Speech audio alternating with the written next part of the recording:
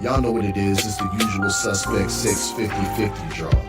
Buy your tickets now for your chance at winning half the pot. Cash App, $, usual 50-50. Tickets are on sale for $10 for one, $20 for 3 tickets, and $50 for 10 tickets. Put your desired amount, name or alias, as well as your email address, and your tickets will be set. We announce the winning ticket numbers every other Friday on Supreme Beats Boxing Talk Bullshit on the Beltway, 8:30 p.m. Eastern Time. Remaining proceeds will go directly to the LDBC meet and greet in Las Vegas. Shout out to the LDBC. And remember, it's a usual suspect day. Y'all know what it is. It's the Find the Boxer game. Purchase a box for a chance at winning $500. One of 54 boxes has a missing boxer inside. Purchase your box or boxes by Cash Apping, $, usual 50-50. Include your box number, name, and email address. Your box number will be confirmed and sent directly to your email. Each box is $20, with a 1 in 54 chance of winning. Remaining proceeds will go directly to the LDBC meet and greet in Las Vegas. Shout out to the LDBC. And remember, it's a usual suspect day.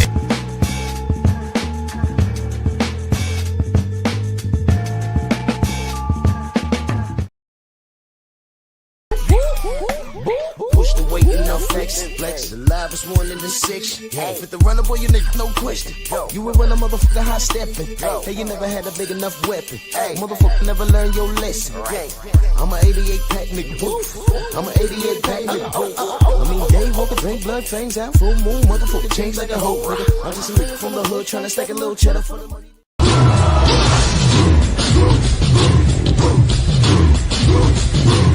Yeah, go on!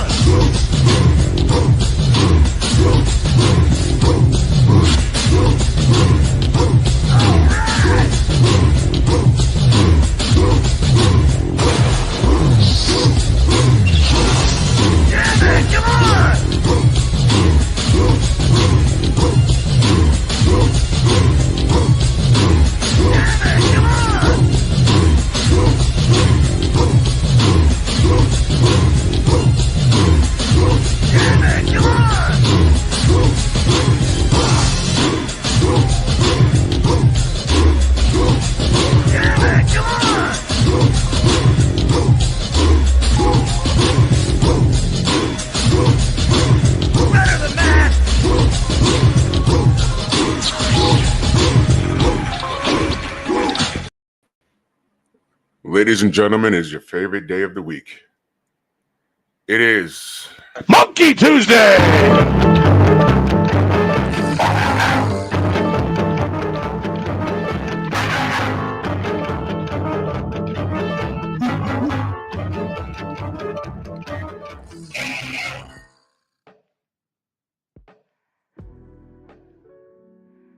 Yeah, buddy. Yeah, buddy. Lightweight. Lightweight, baby. Let's bleed this morning. Drew Titan Bronx on deck. Shout out to the mighty LDBC. If y'all missed Pep Talk last night, go ahead and run that back. We're talking about some real ish. So let's get to it. Let's do this roll call real quick. Real spell salute, Michael Fleming. What's going on, Dial Big G? Now to 86 early in that super chat. Put some color in here. Salute, man. He says salute, Drew, and salute to the mighty LDBC, man. Salute to you, brother. Much love. Thank you so much. True Boxer Night in the building. Anwar Willis, Rick Blackwell, Val Anderson, Mr. Tiptoe, the Brothers UK, Tony C, Antonio MMA, Mind of Mansa Musa. What's going on, brother? Shogun, Adrian Vett, 88 Sports Talk, Jarrell Freeman, Todd Swindle, G. McCall, Bob, Mark Heston, Light Eyes, HMC, Brandon, Stephen X, Rod Neal, Eric Jordan, Salute, salute, salute. Freedom's March in the building. Salute. What's going on? Cedric Taylor.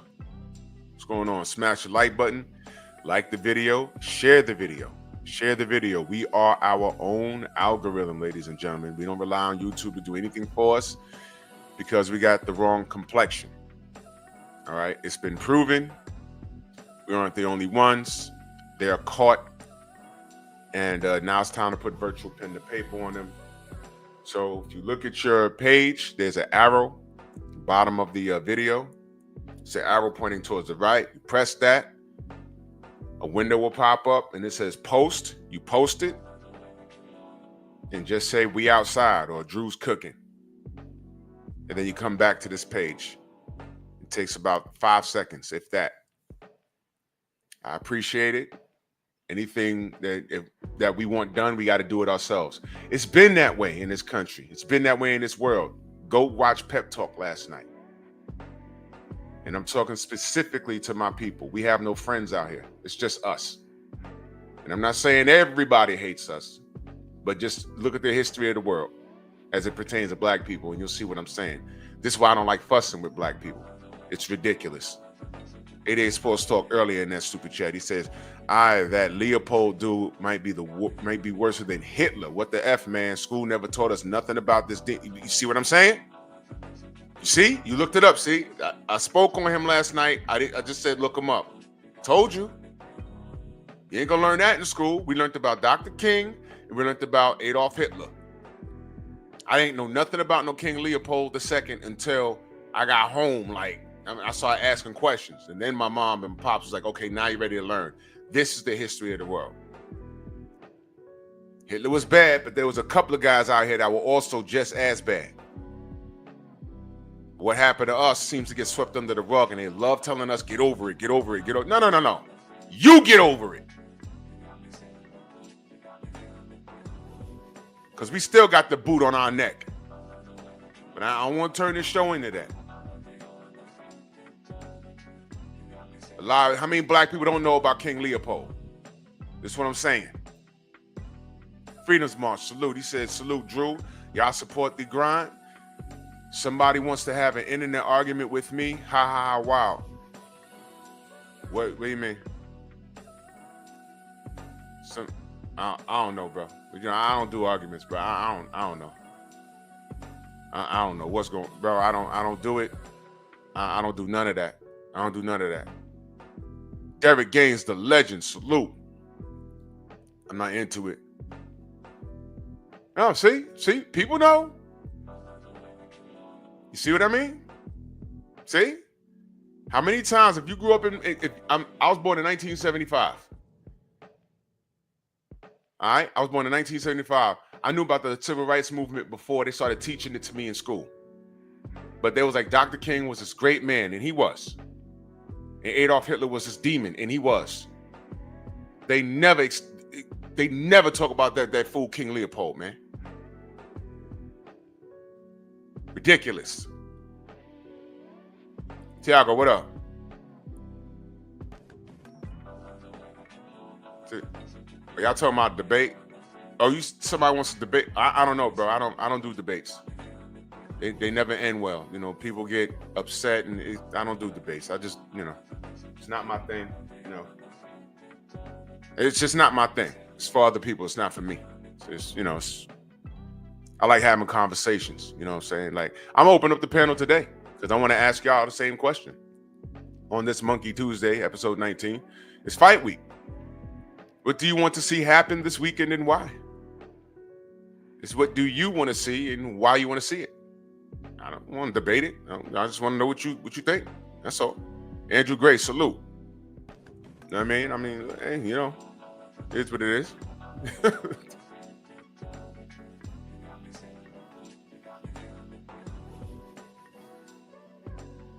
I ain't want to get. I'm not going. I don't even know. I don't know what's going on. Style, what up? Yeah, I don't know what's going on. I don't get into that. Debates start about the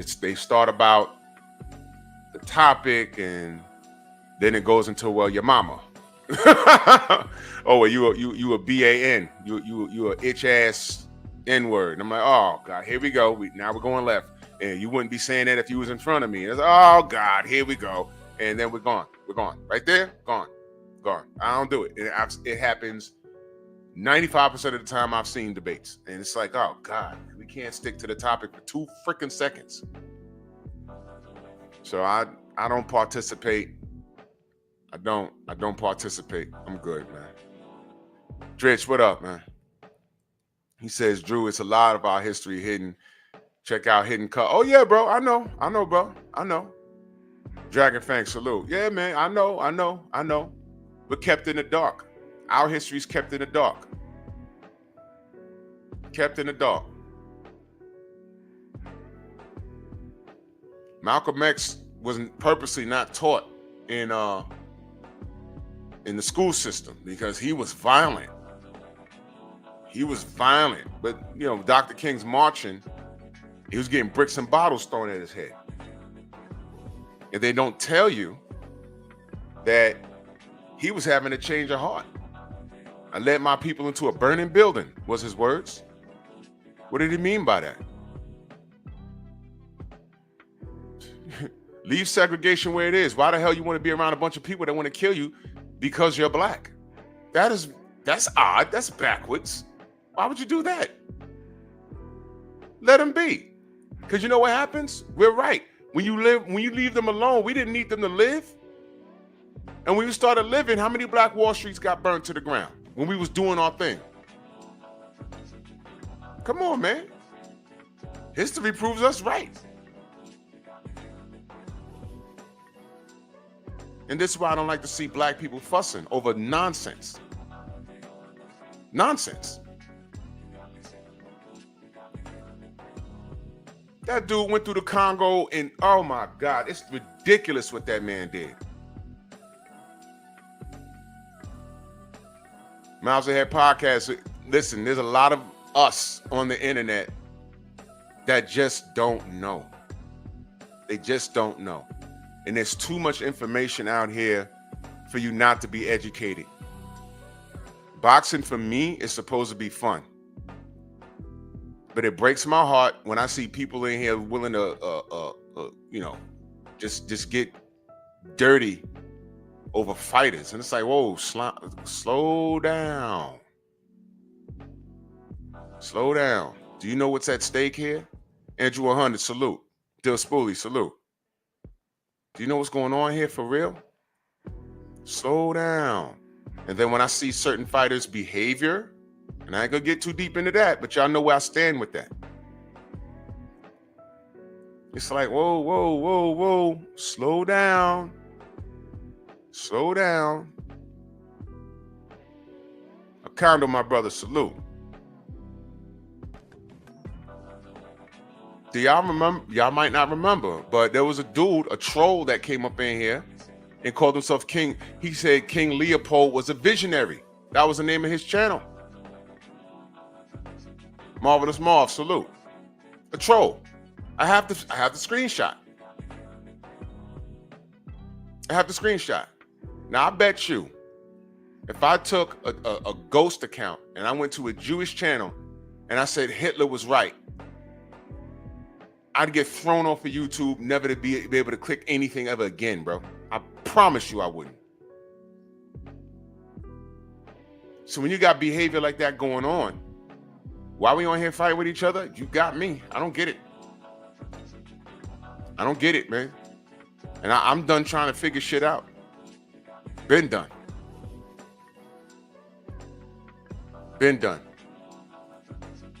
KP from KC5, my brother in that super chat, he said, reviewing your content from last night, King actually assisted in killing black businesses by integrating. There you go. X was right. NAACP is ops too. If you know, you know. Brother, they ain't ready for that conversation. And that's why Dr. King, when I say, see, I'm keeping it light, KP. I'm keeping it light. Dr. King, before the bullet, was having a lot of, he was fighting a lot of things in his mind. Like, oh my God, what am I doing? Integration was not good. Should have left them alone. Jose, what up? Internal MMA, what up? Yes. Integration, you killing black businesses, and that's what I was talking about last night. Every movement that black people did, nobody F with us. We were by ourselves. You know when they jumped on it? When we started getting results. We shouldn't have called civil rights. We could have called it, we should have just called it what it was, the black movement. That's what we should have called it. And if you don't know, I'll say it again. I ain't gonna get into it, bro. But Felix Terhina, whatever his name was, the Mexican dude, he told us the black man's fight is not my fight. Let them fight their own battles. While we was trying to fight for civil rights, the 60s, they were fighting for the right to become white because they wanted the same rights as white people wanted or had. And they said, nah, let the N-words deal with it. Their fight is not ours. We're not them. We got our own thing going on over here. Okay. We all laughed. Well, I didn't laugh when Mikey Garcia got beat up by Errol and he went to the hospital. And he put his medical records up to show that he was okay. But I'm looking. I said, it says ethnicity. It says white. The hell is that? Is that a mistake? No. Because I remember that thread. People was like, no, we're right. We're white. Huh? What?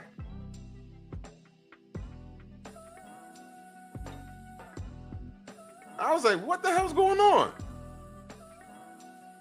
And then I saw Latinos on that thread saying, no, we're white. I'm like, no, you're not. Okay. Fast forward literally 2 presidents later, Trump in office, and now y'all crying. Why are the black people not with us? They're throwing out immigrants. Well, that's not our problem, man. You're not an immigrant. I mean, I'm sorry, illegals. Not an immigrant, illegals. You're not an illegal. Your grandparents are from the old country. Your parents are here and you're here. What the hell are you crying for? Dude was talking about, oh, well, you're going to see. Get your popcorn out. It's not only Mexicans. It's Nicaraguans. It's from Peru. It's Cubanos. I'm like, okay, look. Here's why I'm not moved. For 500 years, we've been by ourselves. Nobody likes us. Black Latinos, Black Europeans, Black Americans, Black Canadians, I'm cool. There's Black Mexicans. Do y'all know that? I'm going to pull the video back up. I played the video. There's a whole black town. Mexicans with afros looking like me. They're black. When you look at Mexican, it's weird. You would not think that they're Mexican. If those dudes was walking around in New York, you would think they're Dominican. They're Mexican. They're Mexican. Why ain't they with anybody else? But they'll accept Canelo, pale Canelo with the red hair, they'll accept that. But not the little boy looking like a short King Kong Ortiz in Mexico. See what I mean? It's everywhere. I know we're not like. I'm cool with it. That's how I move. I'm fine. And it's a shame that it's become normalized. And when I move outside of the states or within my own country, there's a possibility that I won't be liked because I'm black. It's normalized for me. So to the couple of people screaming and hollering on TikTok, talking about, oh, they're deporting my grandmother, they're deporting my friend. Listen, it's been done. Because y'all are worried about y'all. I ain't hear y'all say anything about the goddamn Haitians getting deported.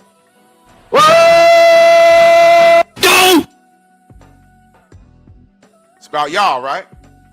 Or is it about all illegals or just the ones that speak Espanol? Spare me. I don't want to hear it. I don't want to hear it. Because my stance is if you're illegal, that means you're not supposed to be here. Fools getting up there, oh, we're black people, it could happen to you. Wow. Really? I was born in Harlem and raised in the Bronx. I don't think I can get deported. Matter of fact, I'm pretty sure of it. I'm pretty sure of it. So what are we talking about here? You want us to be deported. You were never with us. And historically, since the 60s, you were never with us. So miss me with the black and brown pride. It was never there. Stop fronting. And it's okay. Handle your business. But welcome to the nigga wake-up call. But if you're Mexican American, this ain't even your fight. It's really not. And food for thought, and I'm gonna get back to boxing. Y'all heard about what happened in Colorado? How they ran up in a whole housing complex and took it over? Well, the ringleader was some 27-year-old Nicaraguan dude. Guess where they caught him? Right here in my borough, in the Bronx. He was up here trying to do the same thing. And guess who told on him? University Avenue, I think they caught him. Guess what neighborhood that is? That's a Latino neighborhood up there. I don't live far from there. Well, I'm far enough, but I know that neighborhood very well. And everybody from the news, they threw the mic in front of him. They said, oh, man, that's the guy from Colorado. They said, man, there was a lot of weird things going on here, man. He said, dude was like, I was about to call ICE myself. Dude had a Puerto Rican flag tattooed on his neck. Puerto Ricans are American, by the way. But I'm saying, any Latino I know in this city was like, nah, get them out of there. Hey, ain't he from your grandparents' country? I don't care. Why do you think my grandparents came here? I know what goes on down there. They told me. Don't want them here.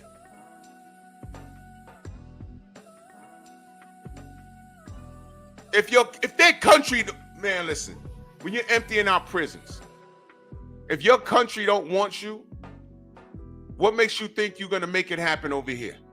I don't want you here either. I don't know what you was locked up for. Get away from me.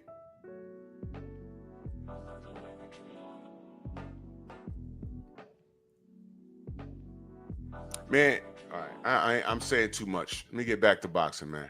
KP from KC5, salute. He says, Drew, when the NBA comes out with 3-on-3 ninjas, gonna love it more than the big three. We're cooked. Do y'all understand what KP just said?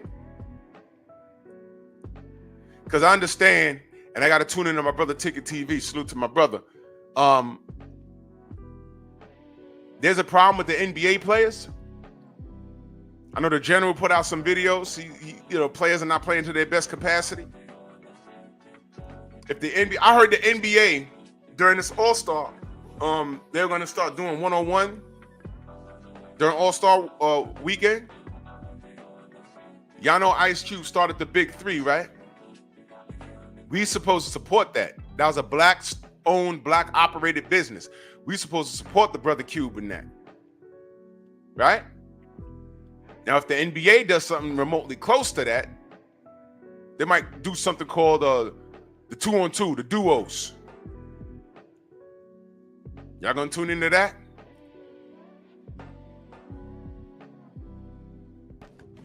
Xavier, what up? Card, salute. Jeff Spark, my brother, salute. If I miss you in the chat, know that I love you. Intelligent Savage, salute. Big Joe Townsend, salute. Jose, what up? If I missed you, brother. So I'm so far removed from this nonsense. It's crazy, man. But anyway, let's get to it. What do you want to see and why? Now, I'm going to tell you what I want to see. I've been very clear, but I'm going to make sure I articulate it so that you can understand. All right. First of all, I'm not buying this. How much is this pay-per-view? It's like $80. $80. Who's buying it? So if you're buying it, it's okay. Tank fans, come out of hiding. Let me know. Dank Father, salute. If you're buying it, let me know. It's okay. I'm not buying it. I'm not buying it.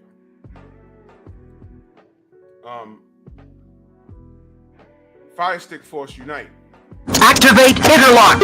Dynatherms connected. Infracells up. Mega thrusters are go.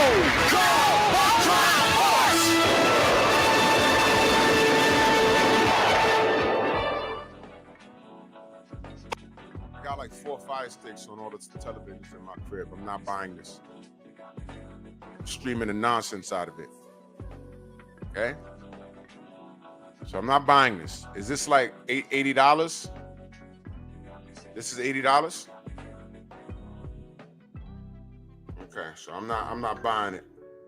So let's just do that. All right. And salute. Oh, my brother Gus. That was from last night. I spoke to him last night, man. Salute, bro. Gus. What is going on here? Salute to my brother Eric Jordan. Heavy in that Cash App. Yeah, my phone moving slow. What the hell's going on here?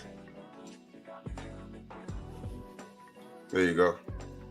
Greatest upset, Ninja knocking out Tank, the Monkey King. Give power to my nigger sword! He said King realized that his dream turned into a nightmare. He did, bro. And when he was having some second thoughts, bro, it was too late.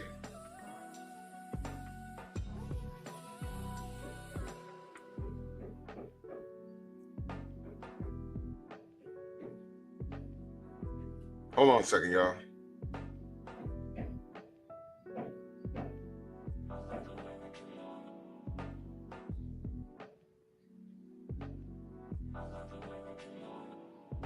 Hold on.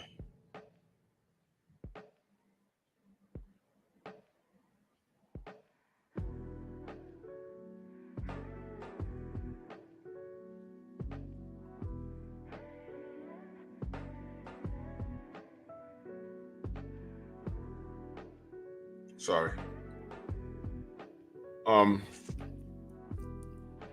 Yeah. So Gerard Harlem in the building. $80. Peter the Great said $80. Detroit, BC. What up? $80. Y'all paying for that? I'm asking. You might. Shy AI. He says Tank and Roach is good. Okay. I'm gonna open up the panel. Y'all let me know. Y'all let me know. I'm not buying it. I'm on the 5 Stick Force. I'll watch it. Tank for the knockout. Like around round 6 or 7. He's gonna get him. That's what I think's gonna happen. DP, what up? Tank gonna win. All right. Now, here's what I want to see. Unbelievable. Why is my crib phone? Hold on a second, y'all.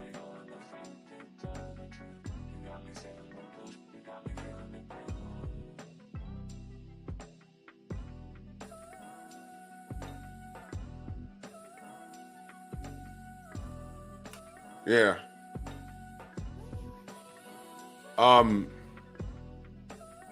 What I want to happen is I want a Buster Douglas moment.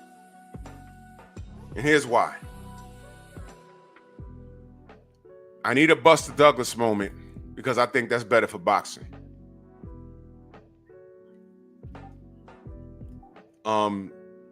Seriously. No joke. I need a Buster Douglas moment. Here's why. That'll shake up the world. It'll be an upset. It'll be upset of the year. And here's what I think would happen. Now, I need you to listen to me carefully. I think that'll put Tank in a different mindset. I think, I could be wrong, I think a loss to that magnitude will light a fire under him. And I think he will attempt to go on an absolute tear. That's what I think.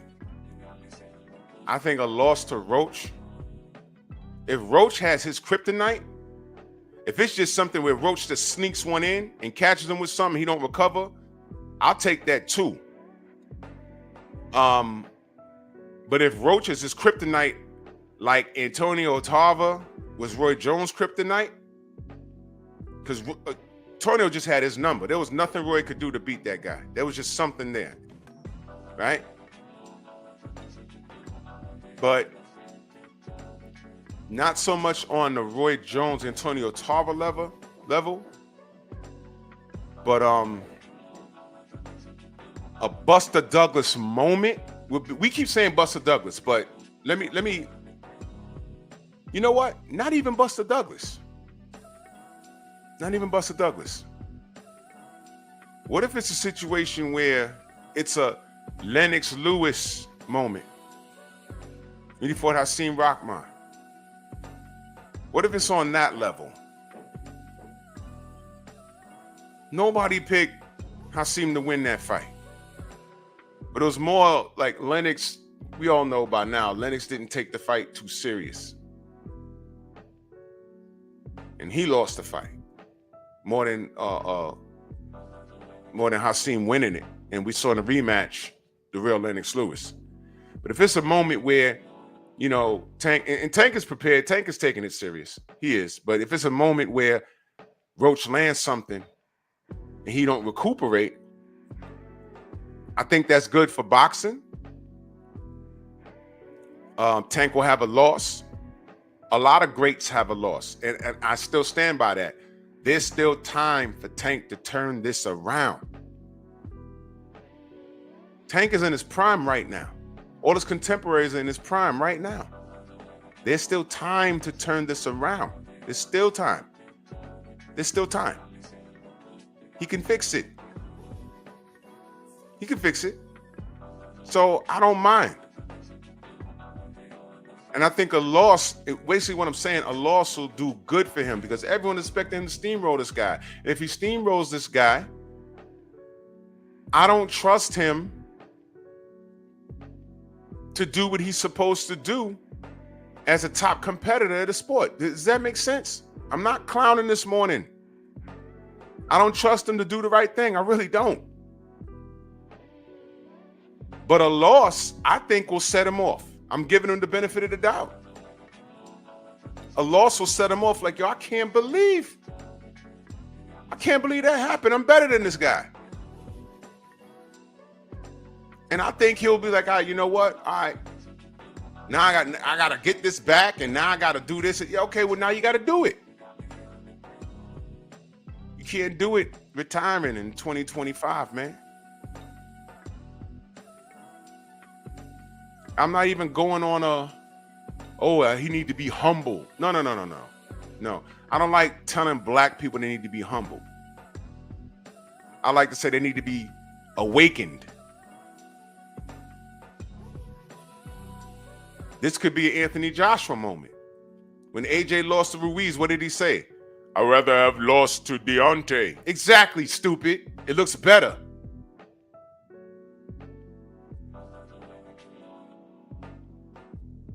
If he gets in there and loses the Roach, how that's going to look?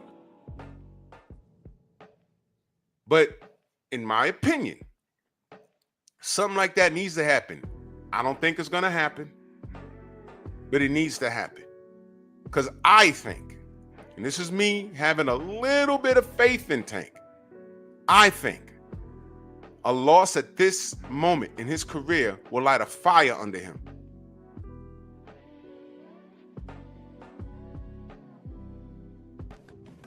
Now, let me ask the Tank fans something. Would you rather see him lose to Lamont Roach or have lost to anyone of his contemporaries? You know what I'm saying? What if he is what if this is a AJ Ruiz moment? It's like, oh man, him? I'd rather there'd been Devin or somebody. Shakur, and I know y'all laughing, oh, Shakur can't crack or whatever. You never know. We just saw Jaime Munguia get stopped by a dude that no one picked him not only to win that fight, But by knockout?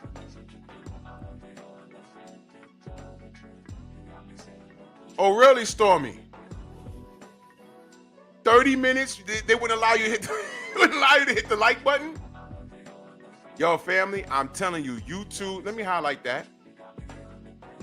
You know, y'all could screenshot that. I tell y'all, when I say like and share the video, this is the simple things that YouTube does. Now, I've never heard this before. No one has ever had a problem hitting the like button. Now, when I'm telling people to like the video and share the video, now Stormy got a problem hitting the like button. Ah, that Miguel, I'm telling you. ¡Ay, Miguel! ¡Miguel! Okay. Miguel, I'm gonna make sure your grandparents get deported. I don't care how many bananas they picked. You and your flag, get out. Clown. It's how they do me, y'all. I'm telling you. Anyway.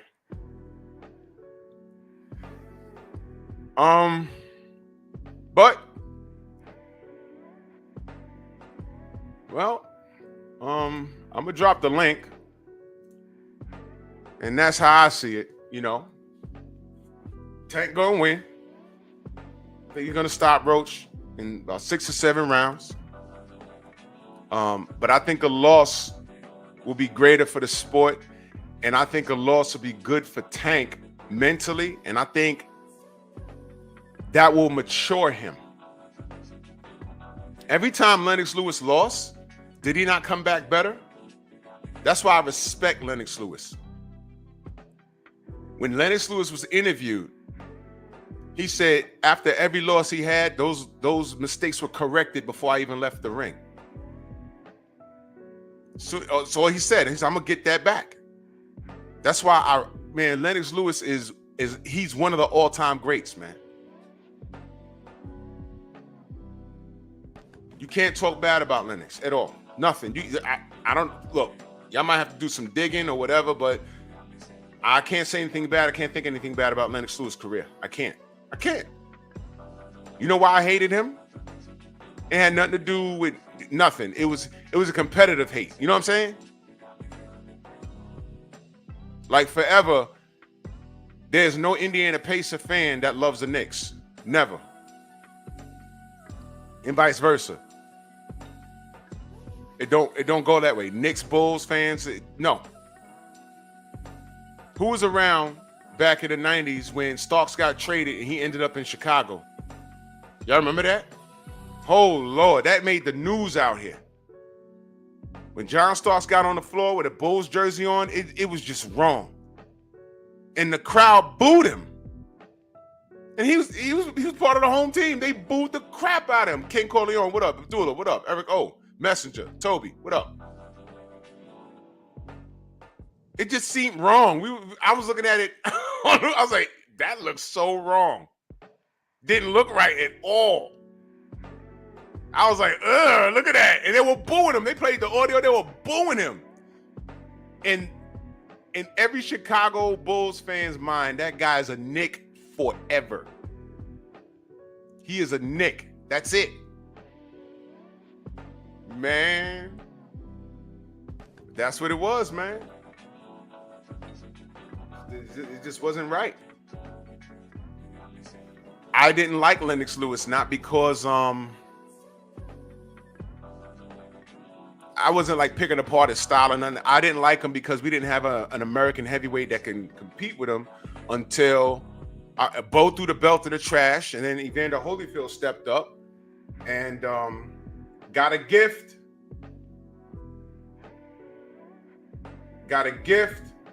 And because I thought Lennox won that fight. And then, Lennox got the nod in the second fight. Lennox ain't duck no smoke, man. Crazy stuff, man. Crazy stuff.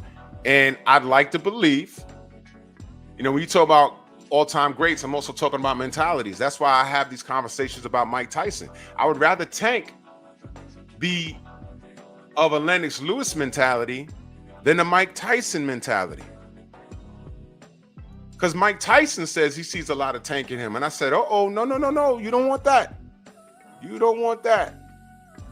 Not that.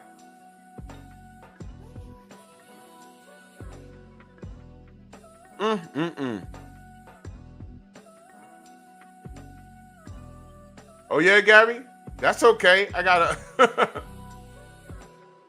Yeah, they saying the Willie Lynch letter is a hoax. You see that? That's okay. Because I'm going to discuss the Willie Lynch letter.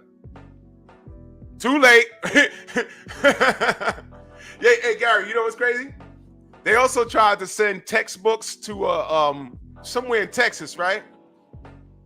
And they said Africans migrated to America for a better way of life. Oh, you mean slavery? Wow. What? And parents who actually read their kids' text, they said, wait a minute. I'm talking about textbooks, not text on the phone. Textbooks. Remember textbooks when you was in school?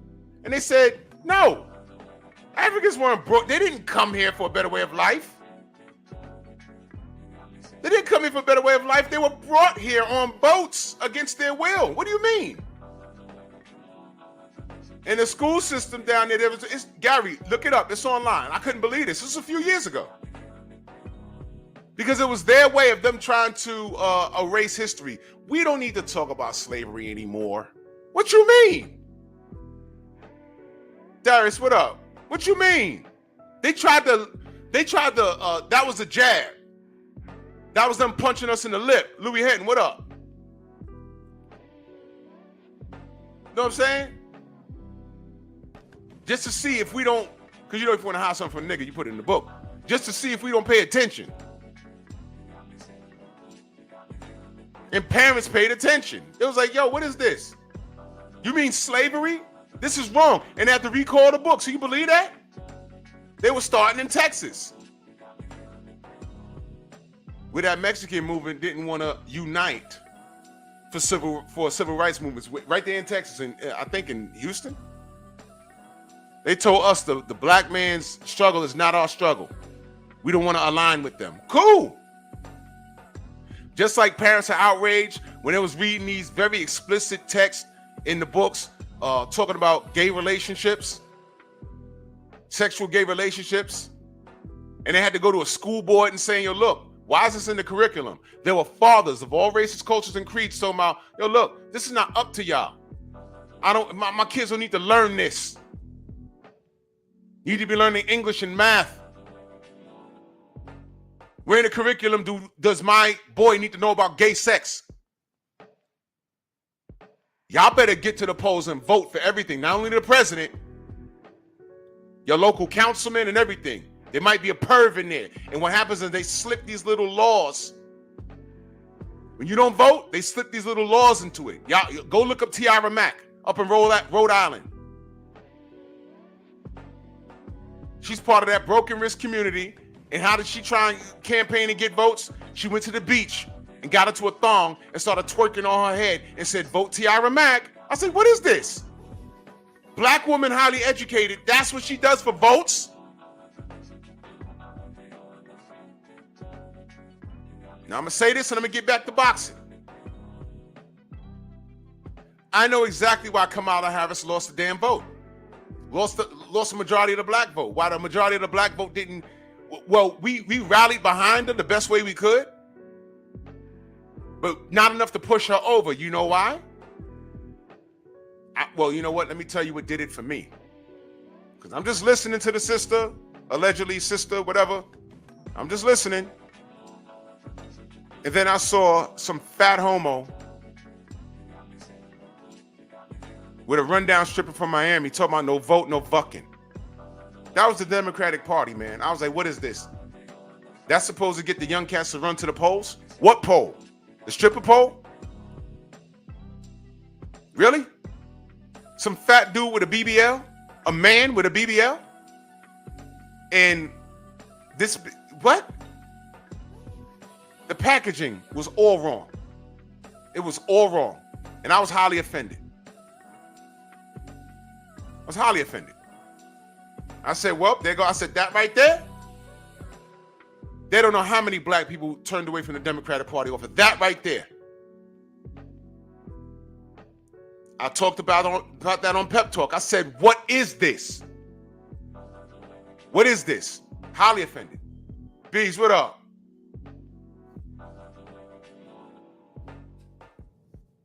See what I mean? But that's Pep Talk. Go subscribe to the Painful Excellence podcast. Go subscribe to my Patreon. Yeah, Mr. Shelton, Gilbert Arenas. You don't even play like that, bro. I was like, what did he say? Did he say he likes Saucy Santana's BBL?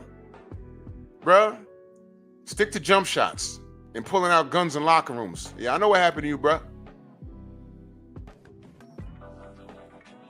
Lost your NBA career over nigga nonsense. Yeah, Jose, yeah, Trina. She ain't had a hit since 1998. You know now. Now she talking about no vote, no vucking. Get out of here. Kitty cat the size of the Grand Canyon. Not even a kitty cat. It's a saber tooth because it's old and extinct. That was supposed to get us to the polls? The representation was messed up. And I said, they're going to lose. Because of things like that. But whatever, man. Whatever. Well, back to boxing. Here's a link. All conversations welcome. Please, refrain from the cussing and stuff like that. Let's be respectful to each other. All opinions are welcome. I just want to know, who you want to win and why. I was very clear on my reasoning. I think an L for Tank will actually be good because I have faith that he'll rebound and go on an absolute tear. And I'm not saying he'll win all of his fights moving forward, but some of the best. Isn't Rocky about a comeback story? You know what I'm saying? You take a couple of L's and you come back. Lennox Lewis. I mean, please, no one picked Oliver McCall to beat him, and he spun him out.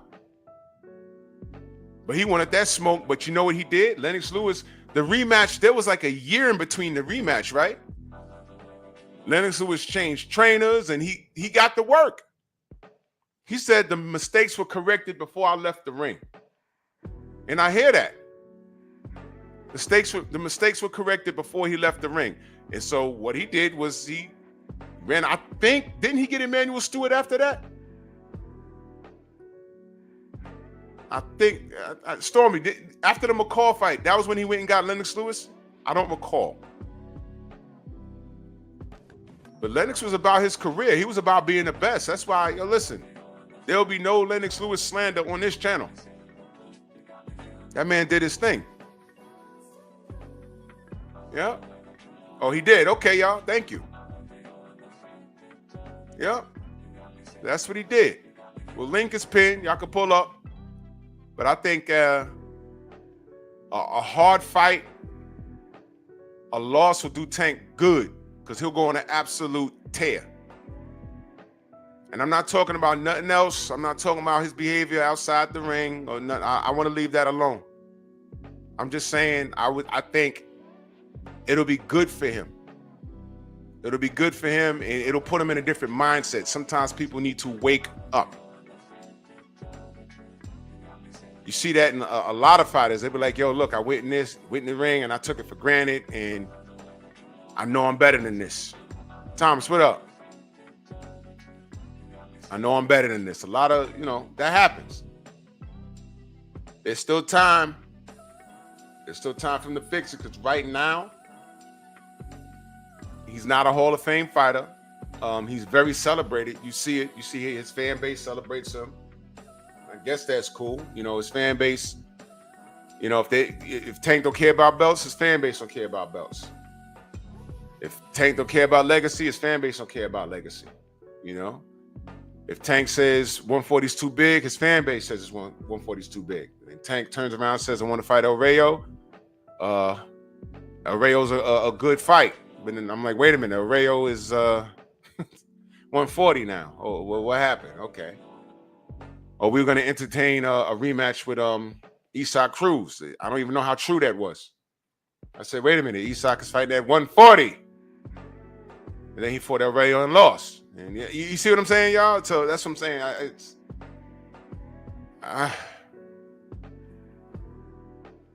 It's hard to like this kid, man. It's hard. It's very difficult, man. But nobody wants to talk to me today? That's okay. I'll just keep talking. You know, I want to see Tank lose, and I'm explaining it because I think a loss would be good for him. Not no hey, he lost. I'm not even doing all of that. I'm not even doing all of that. Because if this man loses, my only question is, are you awake now? You up? You awake now? Can you get your day started now? Can you do it? Are you done now? You done playing? Okay, now get it right with Lamont. All right, get right with Turkey and see what you can do with your contemporaries. Tell Turkey Al-Sheikh to reach out to Lomachenko again. Whatever bread you was offering, apparently it's not enough. I know Lomachenko says, oh, money don't move, Lomachenko. Okay. How's $10 million sound? Right.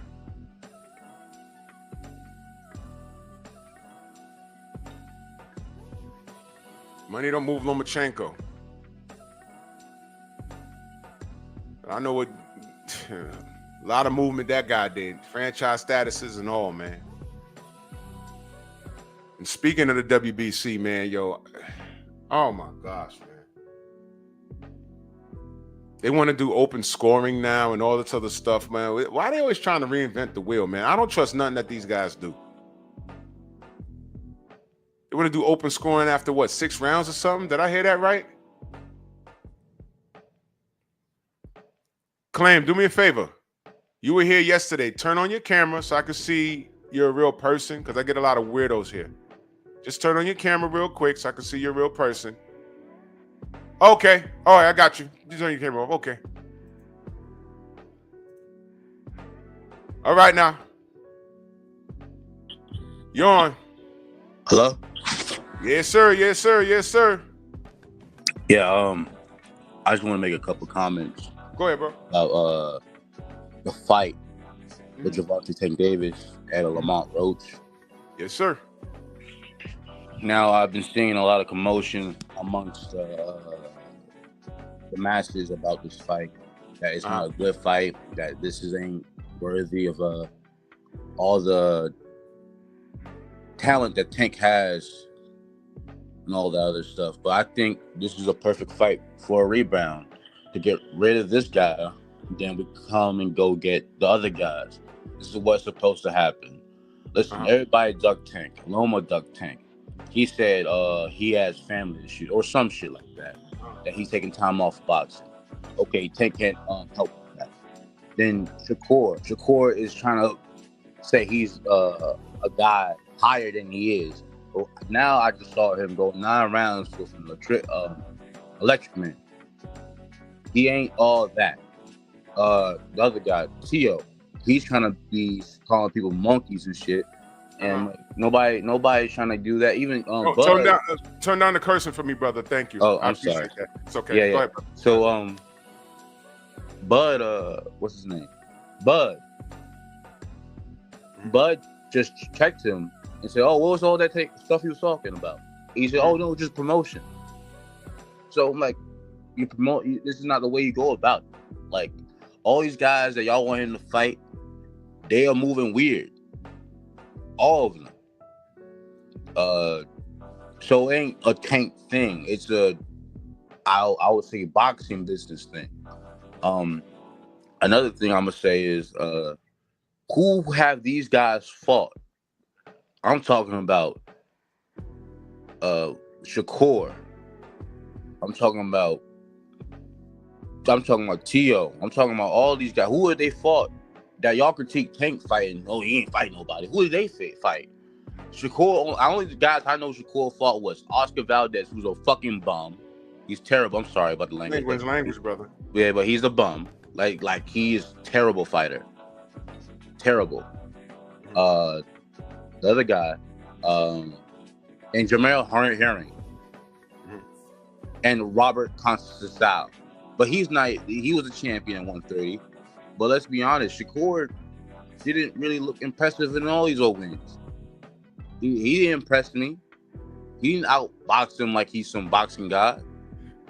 Okay, can I interject? Let me just ask a question. Go ahead. If fighters, if you're saying that basically Tank's contemporaries, they don't have a resume to make a statement to fight Tank. Tank's opponents, we could say the same thing. So what made them any better to get a Tank fight than the names you mentioned? Well, Gamboa, he was already established. Okay. That's a good name to have on your resume. Also, what's his name? When he was going up to 140 to fight Mario Barrios, that's his first time ever went to 140 pounds. And that's going against a tough opponent in Mario Barrios. He wasn't. Okay, wait, stop right there. And let me interject. When he went up to fight Mario Barrios, which I gave him full credit for that, there were two fighters up there that were in my opinion, were better opposition. One was Regis Prograis, who was literally calling Tank's name, and the other was Josh Taylor. So as it pertains to 140, in my opinion, Mario Barrios was the easy route. Josh Taylor was that dude, because I think at that time Josh Taylor had a win over Regis Prograis. Why didn't he go up and fight Josh Taylor, in your opinion? Okay, this is his first time fighting at this weight class. Okay.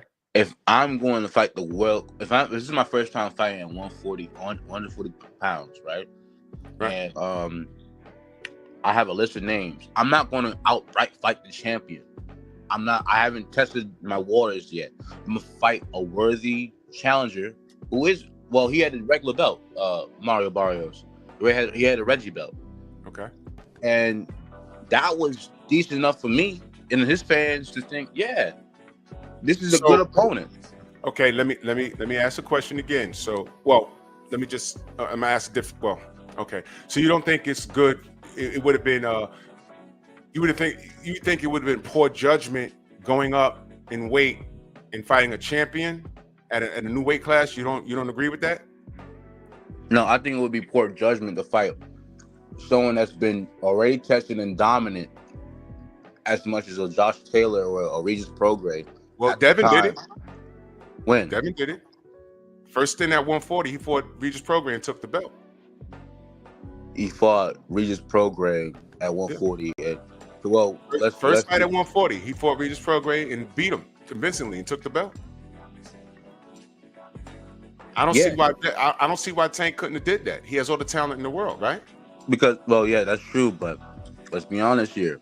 Those guys outweigh him by 20, 30 pounds. Well, so did Mario Barrios. That's true. But that's his first time going to 140. And he's fighting a worthy contender who's decent enough, good enough to cause him a challenge himself. And we've seen it at 140 that Tank, I thought he was comfortable. I thought he looked good. But he himself has said, like, he didn't like that. He didn't like that. I thought, well, you know, what he says is what he says, but I thought Tank looked great. I thought he looked great. Now, how he felt is how he felt. But I don't think size was the issue there. I really don't think so. I think the styling and competition, I think that was the problem. I think Josh Taylor provides different looks. I think Regis Prograis provides different looks. Mario Barrios provided a style that Tank could completely contradict, and he did. He didn't. That's just what I've seen.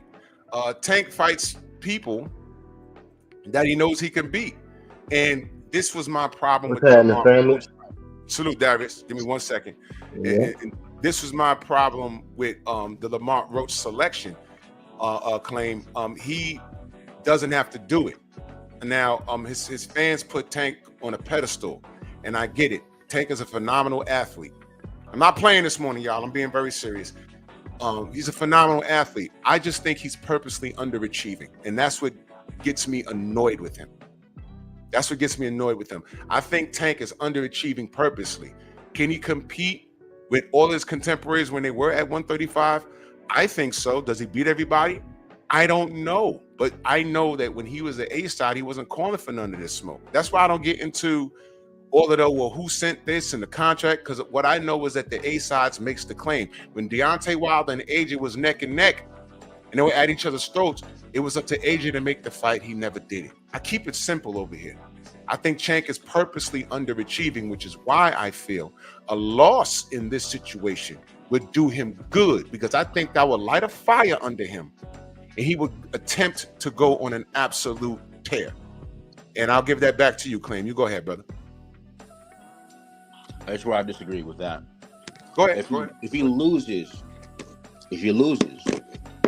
he already told us that he wants to get out of the sport.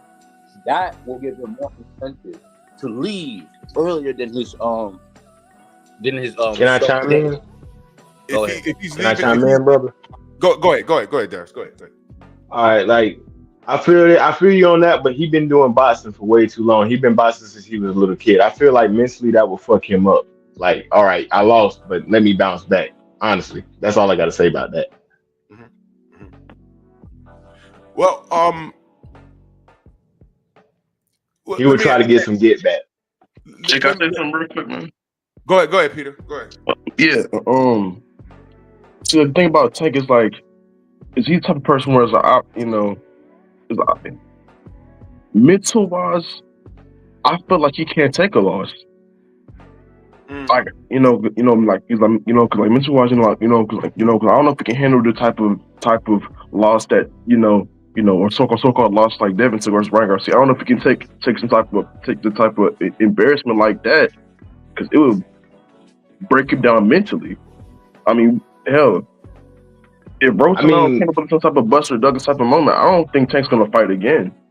That's how I feel. Salute to Paul Carrick in that Cash App. Salute to you, brother. Much love and appreciation that Cash App, Paul Carrick. Thank you so much. Go ahead, Darius. I think he will. Like, I really think he will, because like I've been watching the motherfucker ever since he became pro and whatnot. Like, it's hard for me to really still accept the fact that he's taking the route that he's taking. Playing this, I don't want to lose or this and that, and don't want to fight his real contemporaries. With that being said, it's like, that's not what if you've been doing this if you've been doing this your whole life, I feel like it will actually kickstart something within him.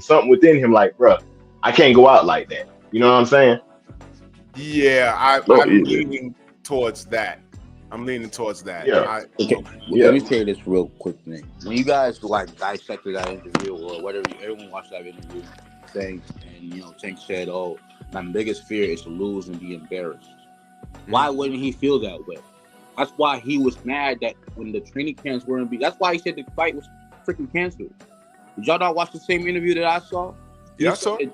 He said when the fight camp wasn't being properly managed and run, he didn't like that, because he likes to be prepared and not embarrass himself inside the ring. He's a perfectionist. That's what Tank is. So he's like, oh, if these guys ain't on timing, he don't want to fight because he doesn't feel like he's 100%. Okay, so does you think that type of attitude prohibited him to face his contemporaries when they were all at 135? Well, I'm going off my inference. I'm inferencing here. I'm going off background knowledge from the interview I watched, and I'm hearing what he had to go through Floyd Mayweather when he was about to fight Jose Pedraza. He was about to get evicted. Had a 1 year or 8 month layoff. He was on the shelf under Floyd Mayweather's promotion, and out of nowhere, these guys says, "Oh, hey, you fighting this guy?" And it's the world champion in 130, with the hottest shit there. Sorry, my fault, but the hottest guy, Jose Pedraza. So, and Tank is not prepared. That's why I'm going off, and he doubled on this when I was on his interview. you give him full credit for the Pedraza fight, as do I, right? Yes, of course I do. Okay. So that's greatness. Sometimes you don't. Sometimes think you're not prepared. This is boxing. Sometimes you're not prepared to do things that you're prepared to do. For example, everybody, myself included, wants a Shakur fight now. Shakur had no data on Padley. None. He had zero data. That's dangerous. There was a slight chance that Padley could have went in there and shocked the world. And Padley gave it all. Round one, I was like, oh my God, I don't see Shakur dealing with this for 12 rounds. But Shakur has a high ring IQ, and he picked Padley apart and showed that he's levels above Padley. You understand? That's greatness. That's a greatness mentality. He was supposed to do that. Yeah, he's supposed to. Now, if hold on one second. Now, if you're saying that Pedraza was picked, and maybe that's why Tank keeps saying that was a setup fight. If you're saying that he was picked to upset Tank, I disagree, because they were already investing a lot of time and money in Tank. That wasn't a setup fight. That was a showcase fight to show how great, not good, but how great Tank Davis is. And he prevailed. He beat the crap out of Pedraza. It wasn't a setup. Yeah. It wasn't even close. Tank showed greatness. He's like, all right, if it was a setup, all right, this is what we're going to do. And he showed Pedraza who's boss. I am the boss. I am Tank Davis. That's what he did. So I don't, I'm having trouble understanding everything that happened at 135. I'm having a lot of trouble. There was a lot of belt movement going on at 135, and not one time did Tank intervene. What Tank gave us at 135 was, I'm not even going to count Ryan Garcia. That was a catchweight. He gave us Hector Garcia. He gave us Mario Barras at 140. He gave us Rolly Romero. But what he didn't give us was Devin Haney. And Devin Haney, being with the WBO and the WBC trying to freeze him out, he still became undisputed. Enter George Kambosos. He became unified after beating Teofimo Lopez. Teofimo Lopez beat Lomachenko. Devin whooped who he could whoop on. And before he left, he offered Shakur a chance at him being undisputed at one fight, first time on pay-per-view, right? And Shakur declined, saying, I know my worth. Okay, you know your worth? Okay, you really haven't done much, but I'm offering you a fight. First time on pay-per-view for all 4 belts, and I'm being drained.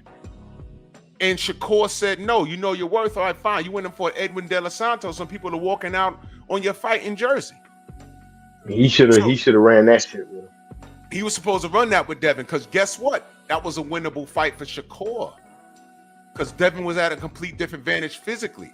So that's what I'm saying. I'm watching Devin Haney put in the work, and I watched everybody, even, and I hate to say it, Teofimo Lopez. He put in a bit of work.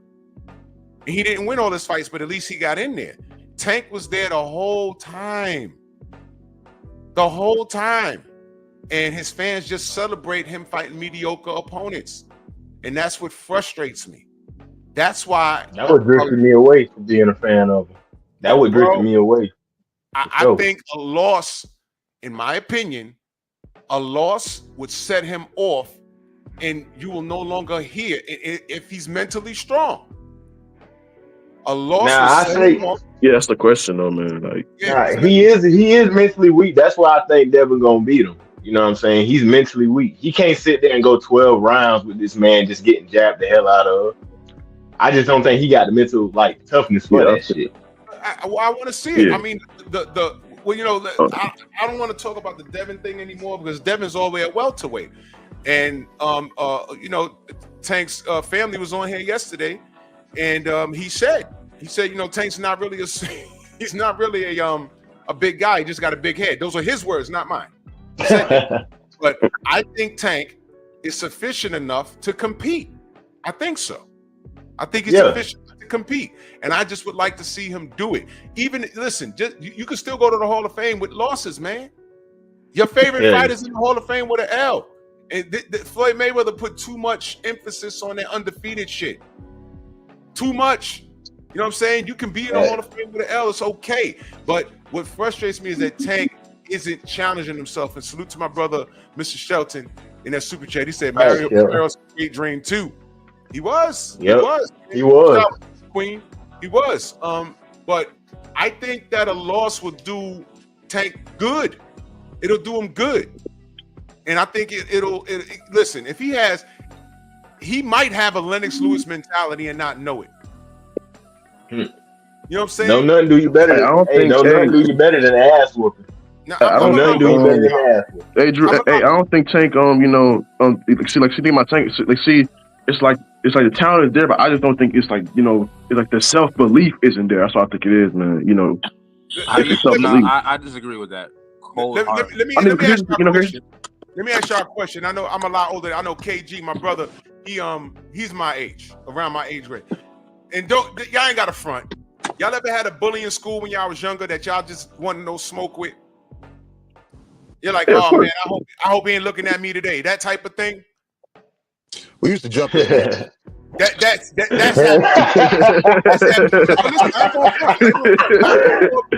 niggas sticking off for. Now look. One day it was my turn. One day it was my turn. And dude, man, once upon a time I was real short. And this kid was like, he's one of those overgrown kids. He was our age, but he's like 6 feet tall, and we like in 4th grade. You know what I mean? It was ridiculous, man.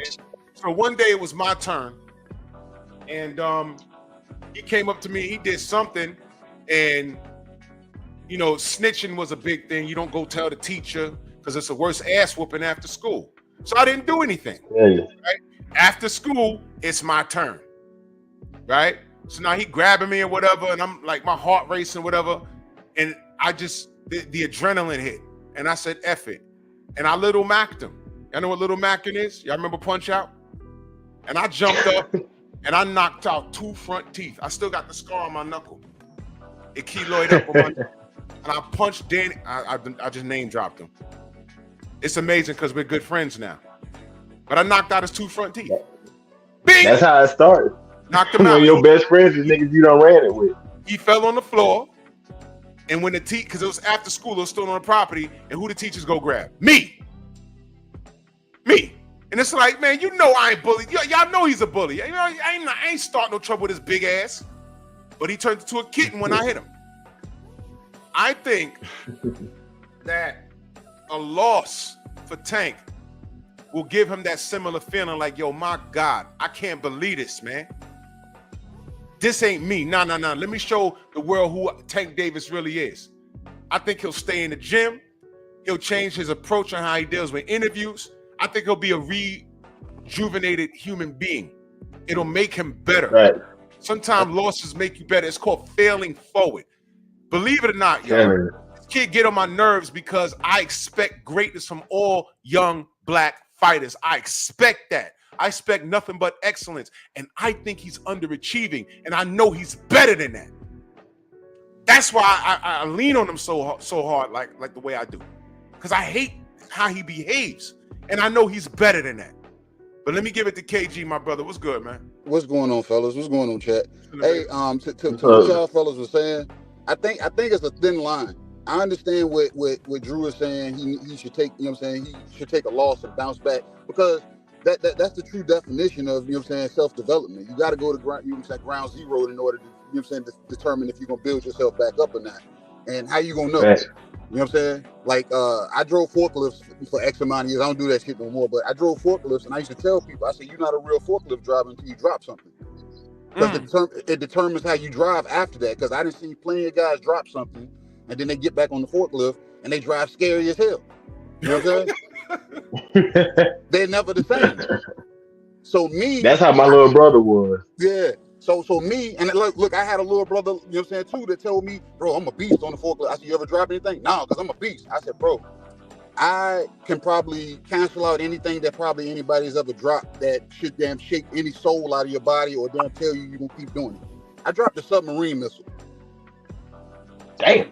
I dropped a submarine missile, and we had to wait three hours before EOD came out to test it to see if it was going to go active or not. They said if I had dropped it from a foot higher, that bitch would have went live. Ooh. If y'all had ever seen or been seeing a moment where something has transpired and everybody on the spot froze, that was that moment. Everybody froze. You know what I'm saying?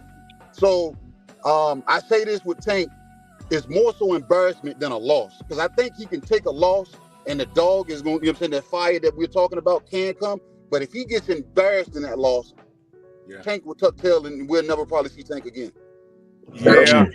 And I hate to say Cause I ain't gonna that lie. because, like I said, it's more so he worried about how everybody looks. You see how when somebody brings up a name to him, first thing he says, "What has that person done? How much money has he made? Has he done this?" And you're like, "Bro, that's irrelevant right now. He's the top contender right now. He's top 5 in your weight class." So, like I said, that shit throws me left. I believe what did it was him seeing what they did to Arrow. Yeah, but you your own boss now. It's different now because you your own boss. Because damn, when Floyd and was around, AB. When Floyd was around, we understood that Floyd was then feeding him a certain diet. He was trying to keep him on the Uncle Roger diet. You know what I'm saying? The Mexican diet. We understood that. But when Tank damn stepped down and said, "Hey, I'm not dealing with Floyd no more. I'm my own boss," and he fought Frank Martin, I was like, "Wow, I'm proud of you. You fighting a black fighter."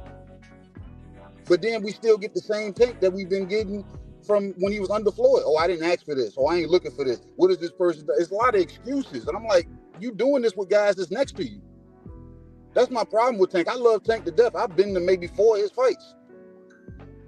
But you can't move like that. You can't say, "Oh, you don't do the dance moves like me, so you don't deserve to be on the dance floor with me." Nah, bro. I paid to get in this club too. I paid to get in this club too. Oh, you make the money I make. Hey. I ain't worried about the money you make. Come look. The thing is, look, I've been saying this for a while, Drew, and because I'm tired of people in boxing saying, "Oh, this person needs to apologize for this, or this person needs to do this." I'm like, bump all that, bro. This is the hurt business. People are supposed to get beat up. Yeah. You know what I'm saying? If you talking shit, you deserve to get beat up. If you saying I ain't did nothing, beat me up and prove to me that I haven't done anything. That's right. You know what I'm saying? Right. Beat me up, because obviously if I'm saying it, the dude next to me saying it, and that whole crowd over there is saying it, obviously it has some validity to it. So come beat me up, put me out of my misery. If Shakur is not that dude and his hands is weak as daggone toilet paper, beat him up. Beat him up. Get him up out of there. Stop worrying about what somebody's going to do and not want to do what you want them to do. Don't nobody care. It's boxing. You're supposed to impose your will and make him do what you want him to do. Not they're going to have him get in the ring already doing what you want him to do. These guys are not going to stand in front of you and give you what you want, Tank. You got to hunt for it. And you got the genius to do it. Stop damn holding yourself and showcase it. Damn right, man. 100%. That's what I got. And salute to my brother Eric Jordan at Cash App. He said Tank been ducking real competition for 4 years, effing monkey. Listen, this is the general thought behind him. This is the general thought, and I stand on it. There's still time. He could correct a lot of this, and leaving in 2020 after 2025. Here's my take on it, man. If you want to leave and you talking about your daughters and stuff like that, bro, that's great. Don't stick around then. Because once your brain is gone, I don't want to see you in the ring. You can get yourself hurt, bro. You can get yourself hurt. Get out the game. I'm cool with it. Get out the game, get out the way, and let everyone who's still in the game do what they do. But if you pump faking, get it popping, man. Get it popping. I predict he's gonna stop Lamont Roach. I'm not from the ilk of having a discussion whether this is a good fight or not. I feel how I feel, and I'm saying it's unnecessary. He's fighting a 130-pounder. I know they have history, but it's a living contradiction as to why he's fighting this guy. I would rather not see it. There's so many other things he could be doing right now other than facing Lamont Roach. But it's happening this Saturday. I picked Tank for the win. I'm gonna go around the panel. What does he do after this? Let me go to the brother Claim first. What does Tank do after this? You on mute, brother? Yeah. Hello. Yeah. Tank after this fight. Yeah. I believe, okay, of course he's going to rest for a little bit. Then, back to the drawing board, talk to Al Heyman, speak about the options that he has. I believe he should take on. I want to see him.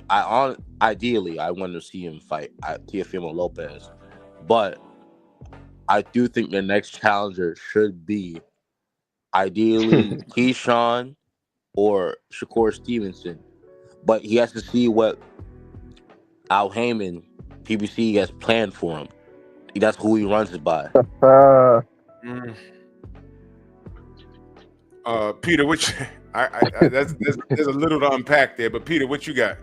Me and Al get out the game. No, I'm joking. But let me see, man. I mean, not a lot of you knocks out Roach, man. Of course, he's gonna take his time off, man. Personally, I feel like he's gonna fuck around and fight that little nigga. I'm sorry. Floyd Scarfield. I mean, WB A Mandatory. That's what I think. I think he's gonna fight him. And then after that, it's up from there, man. I think because one thing about the Shakur fight, does Eddie Hearn want to mess around and just let him go ahead and do that fight and make it? On both sides, really though, because I haven't really seen Eddie Hearn work with Al Heyman before, man. So it's kind of like, but I mean, hey, man, Turk got the money for it though, man. So hey, we're gonna see. Money talks though, man. So money does talk. Floyd, I mean, I see the name floating around. If he fights Floyd Scarfield, that goes back to what the hell does that kid do to get a tank fight? You know what I mean? Same thing to Roach, man. Same thing to Roach and Frank Martin. Man, what is hell?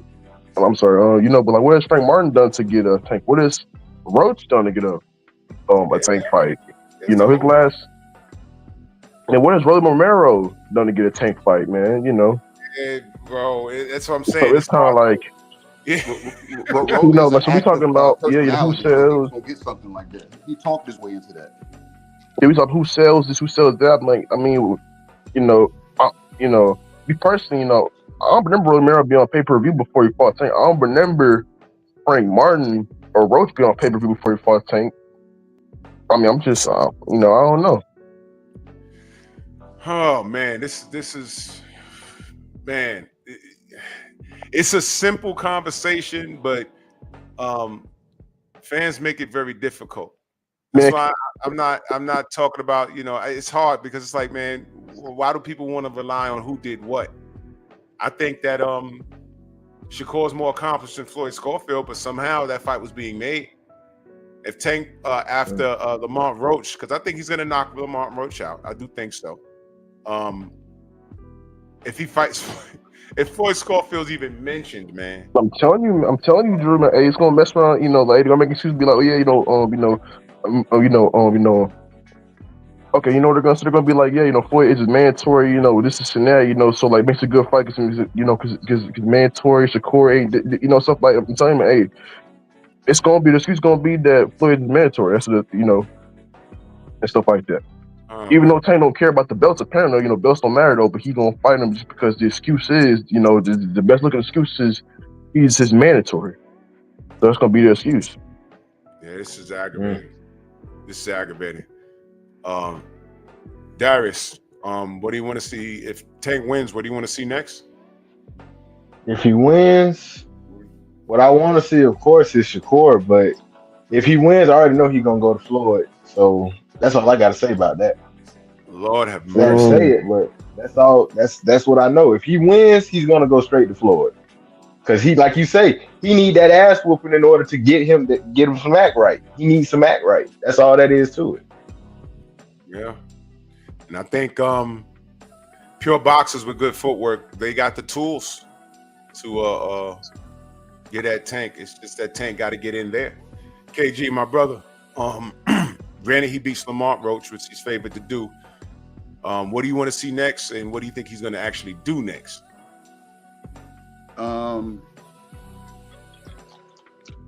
What I would want him to do is to, go for unification. Go ahead and fill up, this division. Prove to me that legacy is part of what you're trying to do in boxing, because you've already showed that you've made the bag. and you also express your jealousy that other people are able to get to the bag now. So now that don't separate you pretty much too much anymore. You make more than them, but it don't separate you from them too much anymore. You should be chasing these titles. But I know he's not. He's gonna be looking probably for somebody more so off the grid, like they said, like a Kid Schofield, just to appease.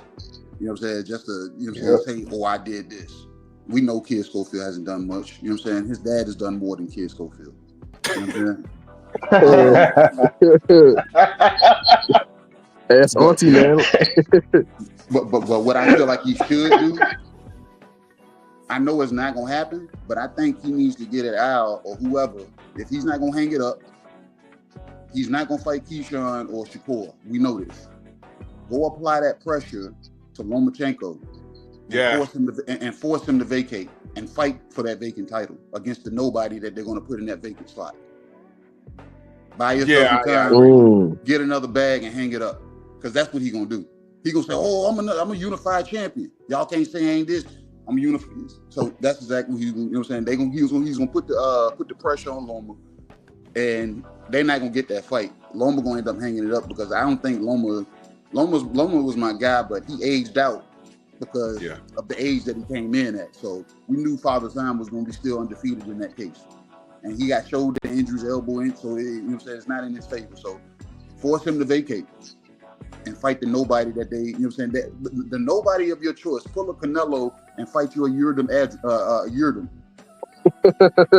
what you do. What the hell are you holding on to that belt for? I don't know. He fought, what, like a year? Yeah, he ain't fought in like a year. But you know the powers that be, Drew. They allow that type of thing. That's what I'm saying. Yeah. So and now, and that's why he ain't fighting Tank, because now's the time to get him. Tank will knock the shit out of him now, man. Tank, that's why he wanted it now. I wanted it for 5 years. I wanted Tank to get in there and fly this dude's head, but he didn't do it. And y'all remember when Floyd was treating Lomachenko like a punishment? Y'all remember? It's time. I think it's time. I'm like, whoa, what is that? Why are you threatening Tank with Loma? You see, Claim, that was a setup fight right there. That right there, I was like, ooh, what is he doing? And I'm like, oh, wait a minute, it's been about 4 years. Why didn't they fight? I was like, oh, man, okay. Maybe there's something there that we don't see, that they don't trust to go in there and handle business. But things are what they are now. Loma did duck him. So I'm cool with that. I'm not a Loma guy. Never really was. I respected his hustle. But that's what it was. It was a hustle. The franchise status, it was a hustle. You know, everything is a hustle. But hey, Drew, go ahead. Do you think Lomachenko is waiting around to let everybody fight for the belts so he can come in and try to fight for Undisputed again? Well, my initial thought was that's what I thought they were doing for Loma. I thought they weren't going to let Loma out of the sport until he became undisputed at 135. But what happened was Keyshawn Johnson came around. I mean, Keyshawn Davis. Yeah, Davis. Johnson, he kept throwing footballs in this motherfucker. Keyshawn Davis came through. And you always run the risk. Me and Stormy talk about this all the time. Boxers know that right now, there's another Tank Davis, another Devin Haney. They're just ranked number 50, and we just haven't seen them yet. But don't think for 2 seconds that people don't know. And they say, I'll give you an example of that. You think Canelo didn't know about David Benavidez like 8 years ago? He knew about him. And his team says, this dude right here, eventually he's going to emerge. And when he emerges, we got to make sure we're out of the way. Okay, when he comes through at 68, we got to be at 75. But Canelo is at such a point where he can do whatever he wants to do. All right? Exactly, Mike. It's Abdullah Mason. So the longer that these guys wait, the worse it's going to be. There's always somebody coming. And these kids be like 18, 19 years old. And they be prodigies. You understand? Tank was once upon a time on that elk. And there's other dudes. I told my brother, my little Brody at 126, Elijah Pierce, who had beef with Tank. But these guys are out there. And their camps were like, all right, in the next year or so, we got to move because here this kid come and we don't want to we don't want to do that if we don't have to. We got to be out the way. And that's why when Tank was talking about, hey, man, I might be retiring. I'm like, whoa, what's that? There might be something around that we don't see. Y'all ever been walking y'all dog and your dog just stop and the ears go up and it's like, what are you looking at, bro? Because there's something going on that you don't see. You see what I'm saying? Hey, Drew, you know that where that's from. Nobody expected Keyshawn to come through so fast, but you got to go back. That's right. After he came out of the Olympics, he said in a post-fight interview, he said, "I don't want them to slow walk me. Give me damn trouble every time I get in the ring."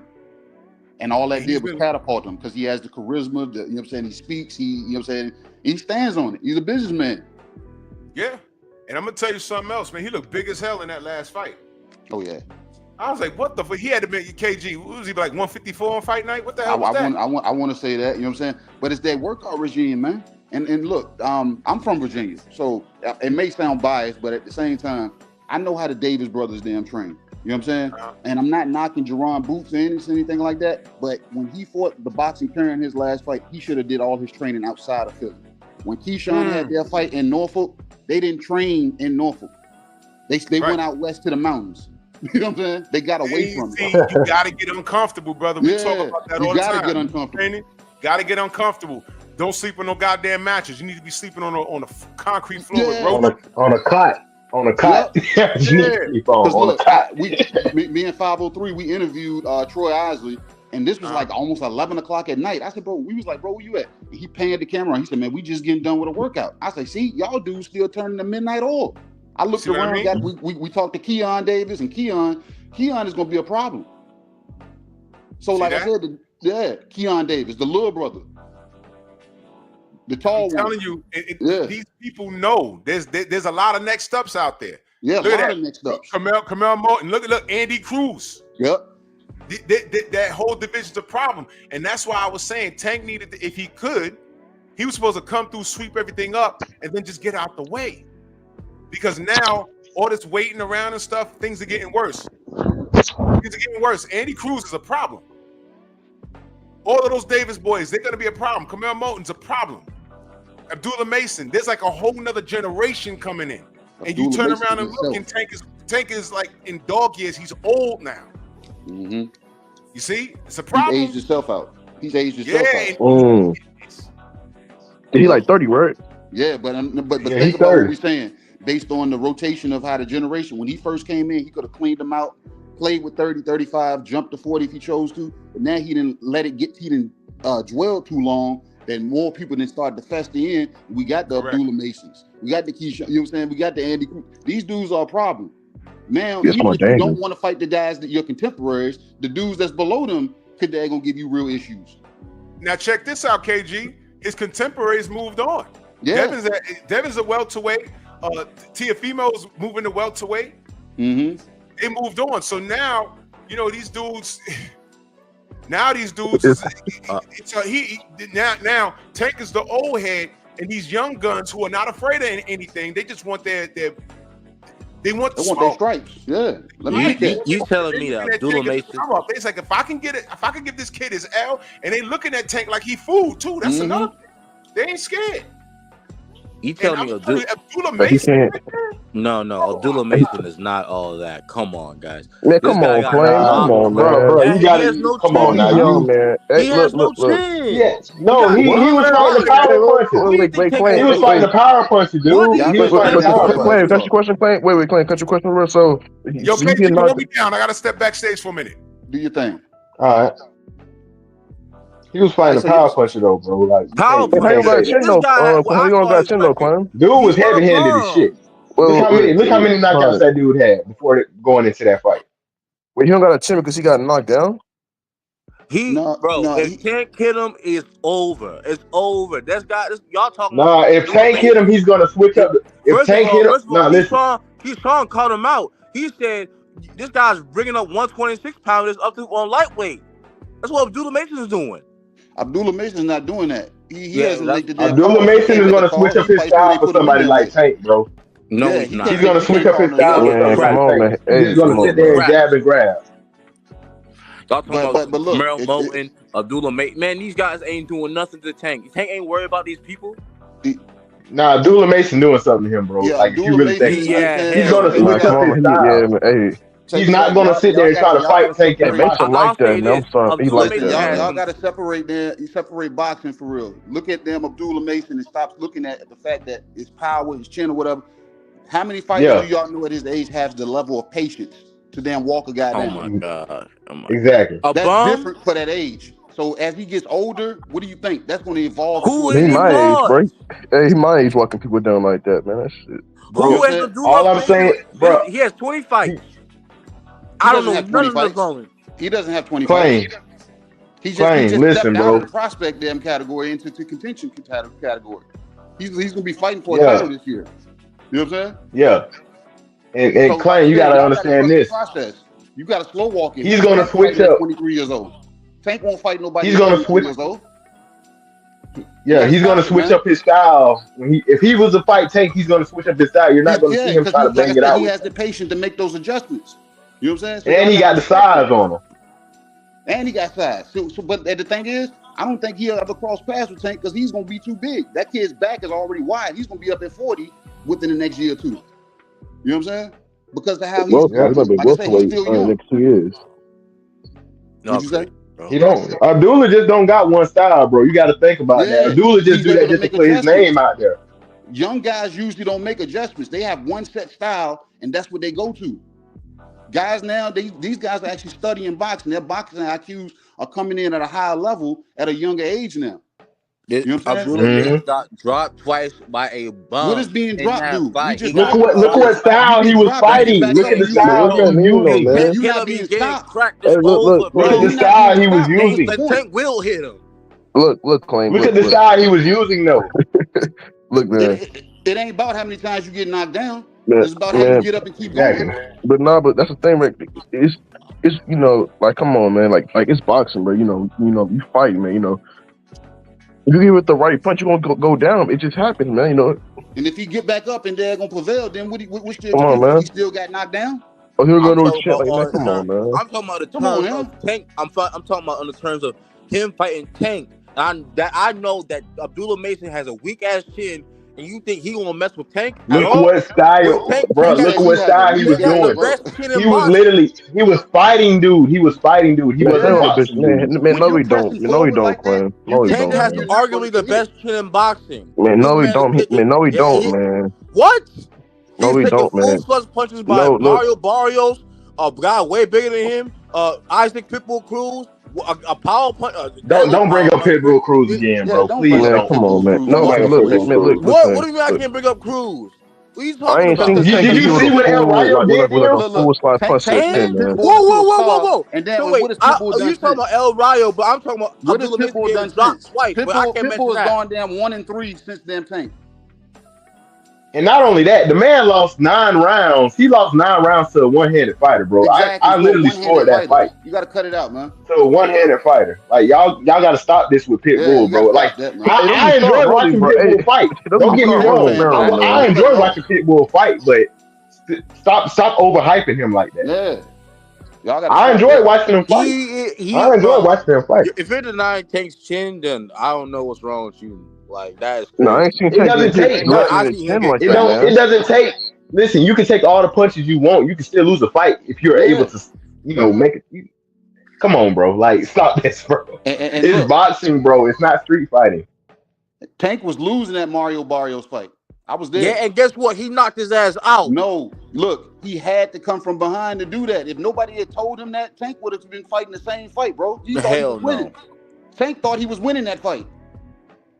He really thought he was winning that fight. If Floyd never said what he said to him, he was under the impression that he was winning. No, he was about to get him. I ain't trying to hear that. I promise you he won't. He was about to get him. Take smelt the blood. What blood? Mario Barrios was jabbing him to death that fight, bro. Yeah, because he's taller than him. Exactly. You can see, but the thing is, you can see Mario Barrios with a guy that has a better jab, a good jab. He has to work. He has to come from the damn he has to work the way up the ladder. No, first of all, Tank adapted to his style and started countering him with a straight left all the time. But what do you do with somebody? What do you do with somebody like a Shakur that's not gonna get into 50-50 and stay away and just jab you? He has to hunt more. Tank is gonna have to work He a lot has harder to. in certain fights. Shakur ain't gonna, bro. Y'all gotta stop with Shakur. Like, Bro, know. we're not. Listen, Shakur is not. You're thinking that I'm just Shakur is breaking gonna go down for a boxing. knockout. He's I'm not just gonna breaking down fight him like boxing. he did If you're Padley. smart enough, He's he not can gonna. be outboxed. yeah, he gonna run away, right? Not run away. He's gonna he don't outbox. call that No, boxing.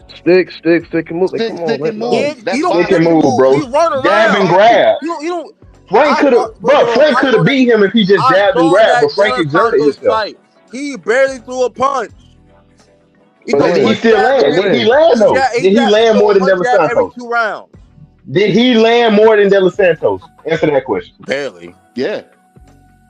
He land more than De Los Santos, so he won those rounds, dude. It's all about winning the rounds. It's about winning a round. Yeah. Yeah, man, come on, man. Yeah, you talking about? Oh, you running like, man? Come on, man. Tank don't throw a lot of punches. So if he can't get to you, he's not throwing punches. His hands is in his pocket. He's a master of cutting off the ring. What are you talking That's about? true, man. Man, no, he not, man. Yes, he is. You gotta, bro. All you gotta do is wrap him up. That's all you gotta do. Frank got caught in a roast, man. Ryan Roley tried to do that. Guess what happened? They're not What, wrap him enough up? to do that. Ryan is a one-handed fighter. Yo. You said Roley's name. I can't believe that. Like, come on, bro. I can't mention Roley was a 140 champion. Roley? Bro, was it? I said this about Frank Martin. Rolly Romero was a champion. At 35 or 40. All Frank, do Rolly got a jab? I'm talking Do about Rolly got a jab? Since the beginning of time. I'm talking about 40. Answer this, dude. Do Okay, Rolly got a what about jab? 35 though, Claim? Yo, listen. Claim. Can you read the screen right there? What's this? Can someone ask the casual what fighter has the best chance to beat Tank? I'm curious of his response. What do you mean, like fighter right now? Yeah, what fighter right now? The best one. I believe is maybe Teofimo Lopez. That's a different weight class. The Try his weight class. Which fighter? Try his weight class though. Okay, his weight class. Nobody in his weight class. Hey, you funny, man. You funny, bro. Hey, you trying to bait troll somebody, man? Come on, man. Come on. Nobody can beat him. I wasn't impressed. Listen. Let me ask Claim because I was handling some business. Let me ask Claim. Name the top guns at 135. 135. Okay. I'm not saying 140, 144, catch weight, 147. So we're top guns at 135 right now. So we already have our established champions, right? We have Gervonta Tank Davis. We have Shakur Stevenson. We have Keyshawn Davis. We have Lomachenko. Wait. I'm sorry. Wait a minute. Tank is an established champion at 135? Yeah, he's the WBA champion. How did he get that belt? Yet to defend that title. Hold on, y'all. How did he get that belt? Not lineal. The belt. Hold on, y'all. Not lineal. How did he get the belt? I mean, he was the regular champion that got elevated to super champion. He didn't fight. No, he fought for the belt, right? He's not an email champ. If that's what you're trying to imply. No, he is. He is. He's an email champ, bro. He fought for the regular belt. Then he got elevated to super champion. So he already had the belt. Did he not say? So he got the email to say he's super. Tank, he claimed he said he didn't want that belt. Yeah, he didn't. He didn't care for the belt. We don't care. He don't care for belts. What is this weed stuff? He said he didn't. He said wait, no, I've been doing no.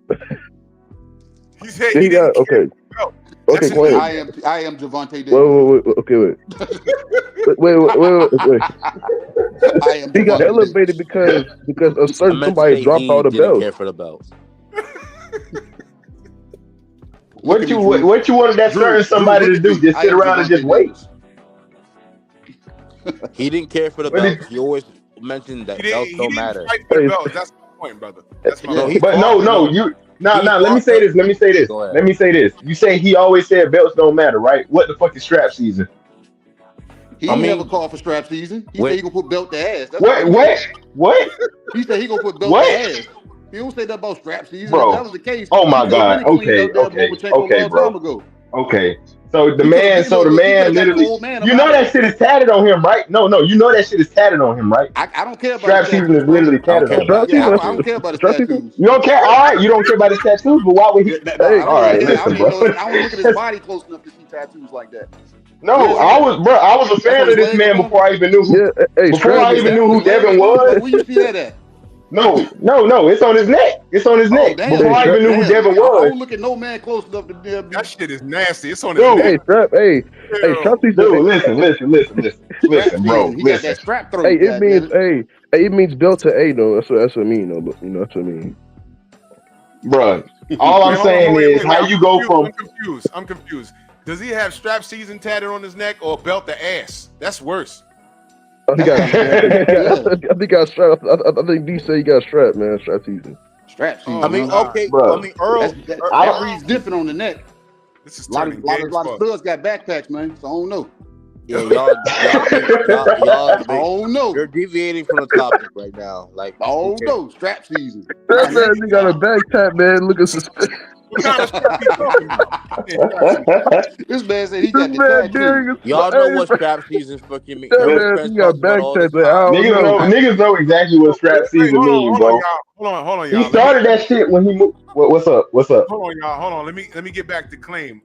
Let me just get back to the main guns at 135. The main guns. Give me like 3 or 4 of them. Claim. I said Keyshawn, Shakur Stevenson, Lomachenko. I'll add the number 1 ranked in WBA right now. Williams Cepeda, he's ranked. Who's another guy now? Those are the top 4 I can name off my head. That I know. Okay, so after he beats Lamont Roach, which direction do you want to see him going? In your opinion, what do you want to see him do next? I do want to see him shut up Keyshawn Davis. I think he's a dirty ass troll. But damn, I think he doesn't go for Keyshawn. I think he should fight Williams Cepeda. I think that'll be an exciting fight. I would like to see that. He'd be fighting is mandatory. So Stormy funny as shit. And Stormy crazy. He said tap season. Oh my god.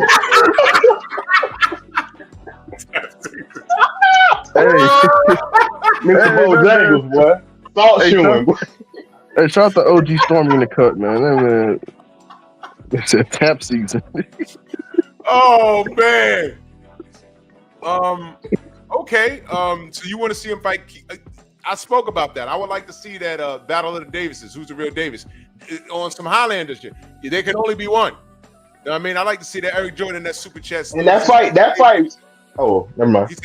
He said Tank Davis is an email champion thanks to Miguel. Oh snap! Hey, Drew. Y'all call Tank? Y'all call Jerome Boost Anderson your email champ? No, wait, hold on. The belt? Who invented this term email? I didn't call anybody. Hold on, I didn't call anybody an email champion. You know who called? You know where the email champion thing came from? It came from Tank. It came from the media. Yep. You know when that happened? Yep. When Lomachenko vacated his WBC strap for the fake franchise status, which no one can find anymore. Mm-hmm. And then Tank called Devin an email champion. Hey, Devin was an email champ. He was Devin Haney was a certified email champion. But look who gave up the belt. Look who gave up the belt. Hold on. Okay, he's an email champion. Who gave him the email? The WBC. No. Who held that belt? Did WBC? No. Who held that belt? Who had the belt? WBC strap? Who gave it to Devin? Lomachenko was Lomachenko. Stop right there. Why are you ripping Devin and not ripping the dude for not fighting Devin in the first place?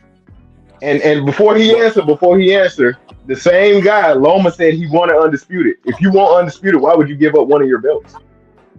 No, he wanted to elevate to becoming the franchise champion. No. He said He said he wanted to be undisputed, dude. Yeah, he did want to be undisputed. Why would he give up one of his belts? Because he wanted to become franchise champion. That's what he wanted. Why would you want so franchise? Hold on. Trump's There's no benefit to that, brother. There was no benefit to that. Franchise champion. No, what is the franchise champion again? What is that? Exactly. What is it? Tell that to Canelo. It's an award. No. Wait. You know why? I'm lost. Hold on, y'all. Don't bring it to the Canelo because we ripped Canelo when he did that instead of fighting Jamal Charlo. Exactly. We ripped him. We said, "What are you doing, man?" That's a duck. We called it a duck.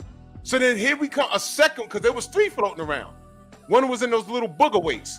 But Loma was the second one. When it was time for him to fight Devin, rather than fight Devin, he vacated, because you can't have both. He vacated the real belt and accepted a franchise status, and both of them started lying on each other. Loma said, I never asked for it. It was offered to me. Mauricio Sillyman said, I offered it to him. He accepted it. No, he said that. He said he requested it because that was the rule. You have to request it. Yeah, exactly. And Fred got that on wax. Yup. So then that was a duck. Canelo ducked. Yeah, but I'm sorry, So why are y'all calling Devin an email champion and not ripping the dude who sent the email? Devin wanted to fight this guy. You know what Tank didn't want to do? He didn't want to fight Lomachenko. He's supposed to take care of that 5 years ago. Yeah. Now, I don't want to make this a historical ripping of Tank, but this is what we deal with. See, when you break the Devin Haney glass, you got to be ready, brother. That wasn't Devin's fault. He wanted to fight that man. Tank never wanted to fight that man. Ellaby didn't want him in the ring with him. And Floyd didn't want him in the ring with him, and Tank didn't force that fight. Yep. And Drew, let me even said it. We gonna work Lomachenko out. He old. He got. Let me go back. Let me go back to strap season. When he started strap season, that's when he moved up to 135. And guess who had all the belts? Lomachenko. So why start strap season if you're not planning on fighting Lomachenko? Or Devin, at that matter. Exactly. Or Tio. Good. Yep. But didn't you have all the belts at one point too? Have like have all the 3 belts and a franchise Tank can do belt. what he wants to do. Y'all trying to make it quite like, okay, here's now we talking about what he wants to do. Yeah, he can do. Look bad. Here's the look bad. Have an asterisk by your career. Here's the point. That's what we want to do. Here's the point. Tank Davis has made the claim multiple times and has reiterated himself on multiple occasions that he doesn't care about belts. Now, but brother, you're not. Wait. He'll fight for a weight. He will fight for a belt. You might even say strap season time. What does it mean? He truly cares about the belt. He's a boxer. Okay. We're not supposed to believe what he says. You believe that it was on his neck. Wait. Hey, claim. Hey. Look. Tank Davis said it was on mouth. He said I was on. I think after he beat Frank Martin, he said, "Oh yeah, I want to become undisputed." No, he said that would be cool. That was on mouth. He said that would be cool. He said that man, after he beat, look. He literally said it would be cool. After he beat Frank Martin, he said, "I would love to become undisputed at 35." It would be cool to be undisputed, but he's not chasing that. This is wild. That man said, "He's not chasing logical janky." What mind frame are you thinking like this? I thought he said, man, he said it was on. He said I would love to become undisputed. He said it would be cool to be undisputed, but he's not chasing that. Wait a minute, well, y'all. What does that mean? Why say it so? Hold on, y'all. Hold on. This goes back to what I say all the time. How can I believe what you say when I see what you do? I can't. You're not talking what you live. You're not living what you're talking. That's what I'm saying, and that's all. And this is the fundamental problem with this kid's career. And this is why I get frustrated, because I can't give this kid any real accolades when he's not doing anything. He's not. But his fan base, as you just heard, they spent a lot of time tearing down what his contemporaries have not done. And all we say is, wait a minute, if his contemporaries haven't done enough to fight him, if his contemporaries are email champions, everything else, how do you explain the people that he has fought? Hector Garcia? Are you kidding me? Really? He was a tune-up. Are you kidding me? He was a tune-up. From 130. He came from 30. I mean, back to the wait. Hector Garcia chose to fight Tank. It's not like, oh, well, he was forced. No, he did. No, he did not. He never said that he wanted to fight Tank. He never asked to fight Tank. He never asked to fight. He got the offer. No, dude, he got the offer from Tank. Then that's when he put it in. Offer something, you can say yes or no. What are you talking about? Well, claim. Let me ask you a question. Hector Garcia or Devin Haney? Just say the name. Hector Garcia or exactly. Or Devin Haney? Like to choose who I would like to see fight. Yes. If you had to choose, Hector If you Garcia had or to choose Devin between Haney. those, If it's a Tank Drew. Davis, if Tank Davis is getting a tune-up match, I'd rather see him. No. Ain't no tune-ups at this level. Tank is that dude. yeah, he that dude. He a So star. who would you rather see, Hector Garcia or Devin Haney? He got strap season on his neck. Hector Garcia. So you He would drew blood You over would that. pick Hector. You would rather watch Hector Man, Garcia? Clayton, you playing, man. You playing. No, here's the I thing. ain't trying to be BFTV disrespectful, already. but we might have to put false BFTV claim already up. said it. Why not move up Shakur?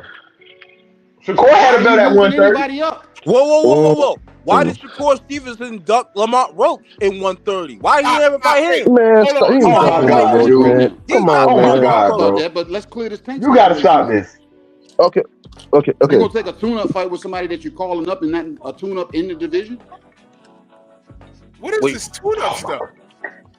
Wait, What tune-up, bro? Do you not know he fought Rolly in May, and then that's when he fought Hector Garcia. He fought Hector Garcia in January. So how was what that tune-up? Wait. Yes, how is that a tune-up? Look, the tune-up. It was a tune-up match because they were preparing for the Ryan Garcia match. Ryan was the main. Oh my God! event. It's not a. Then he said Ryan was easy work though. He said Ryan was easy Okay, work. everybody says that shit, bro. That is not tune-up. Wait, okay, Clint. Oh my God! Keyshawn Davis said Barrett was easy work. Y'all ain't said nothing about that. You just fought 4 months ago. That's not tune-up. That is not a 4-month layoff. And Hector Garcia is preparation for. First of all, Hector Garcia was voted fighter of the year. Hector Garcia is a southpaw. Ryan is not a southpaw. That's not Hector Garcia is a southpaw. Ryan is not a southpaw. Yeah, that's not preparation for a Ryan Garcia fight. Hey, Drew, look, Drew asked you, right? Drew asked you, which fight would you rather see, Devin Haney or Hector Garcia? He didn't ask about no tune-up fights. He said, which fight would you rather see? That's what I said. Yeah, Hector Luis Garcia was boxer of the year. Like he's not a southpaw. Ryan Garcia is not a southpaw. Hector Garcia is southpaw. Wait. Let me be very clear. Claim. Who would you rather have seen at that time, Hector Garcia or Devin Haney? I said Hector Garcia. Okay. Who would you rather have seen? Rolly Romero or Devin Haney? At that time, Tank Davis and Rolly had an extreme beef. Pick Rolly Romero. Yeah. Okay. Who would you rather have seen? Who'd you rather seen? Prior to that, Devin Haney or Isaac Cruz? I would like to see Devin Haney. Okay, so they fought literally a day apart. The very next day he fought. Wait, because the fight with Rolly got postponed because of the R word allegation. I know all of that. So I didn't want to see. I didn't know. I'll be honest. I didn't know who Isaac Pitbull Cruz was at that time, and I'd rather have seen him fight Devin Haney at that time because they had a thing going on during that time. But hey, I wasn't sad about it. I actually enjoyed the fight. People liked the fight. Man, so you enjoyed watching him beat Isaac Cruz for 9 rounds. No, it wasn't 9 rounds. You enjoyed him winning 9 rounds over Isaac Cruz. So you're saying that you rather see Hector Garcia than Tank fighting the undisputed champion of his division? It's about the of 135. storyline. The storyline is Devin Haney, right? Undisputed champion of your division of the strap season, right? Over a guy who's moving up from 130, bro. I'm sorry, but I'd rather see the storyline of Devin Haney, all the shit talking they're taking him do. Undisputed champion of the world on the lines at his weight division. Come on, man, you playing games. Come on, bro. Hey, Drew, bro. Can I file a false claim? Go ahead. I just did. Playing, bro. I just did. I'm sorry. Well, I mean, look. Listen, y'all know, I'm not trying to cut no one down or nothing like that. Everyone I brought people up there to share their opinion. Y'all see it yourself, man. I mean, look. Look. I'm over it, bro. And this is why this kid exists in my opinion, in mediocrity because his fans enable it. That's what Claim. it is. Exactly. Hey, Claim, and you like Tank's tattoos too, man? You know his braids. chill. You on that weird? You on that weird Hey, stuff? but nah, to go You back, on that to go weird back, stuff? Chill. to go back to the. For He you to got think strap that season on way his neck, makes me man. He question says what enough. you are, bro. I ain't gonna No, lie. but listen. You on some Come weird on, To go shit. back to control the. your ass, man. To Chill go out. back, to go back to the strap season shit, and I'm just gonna put this out there. Go to Ellie's page, right? Look at the strap season tattoo.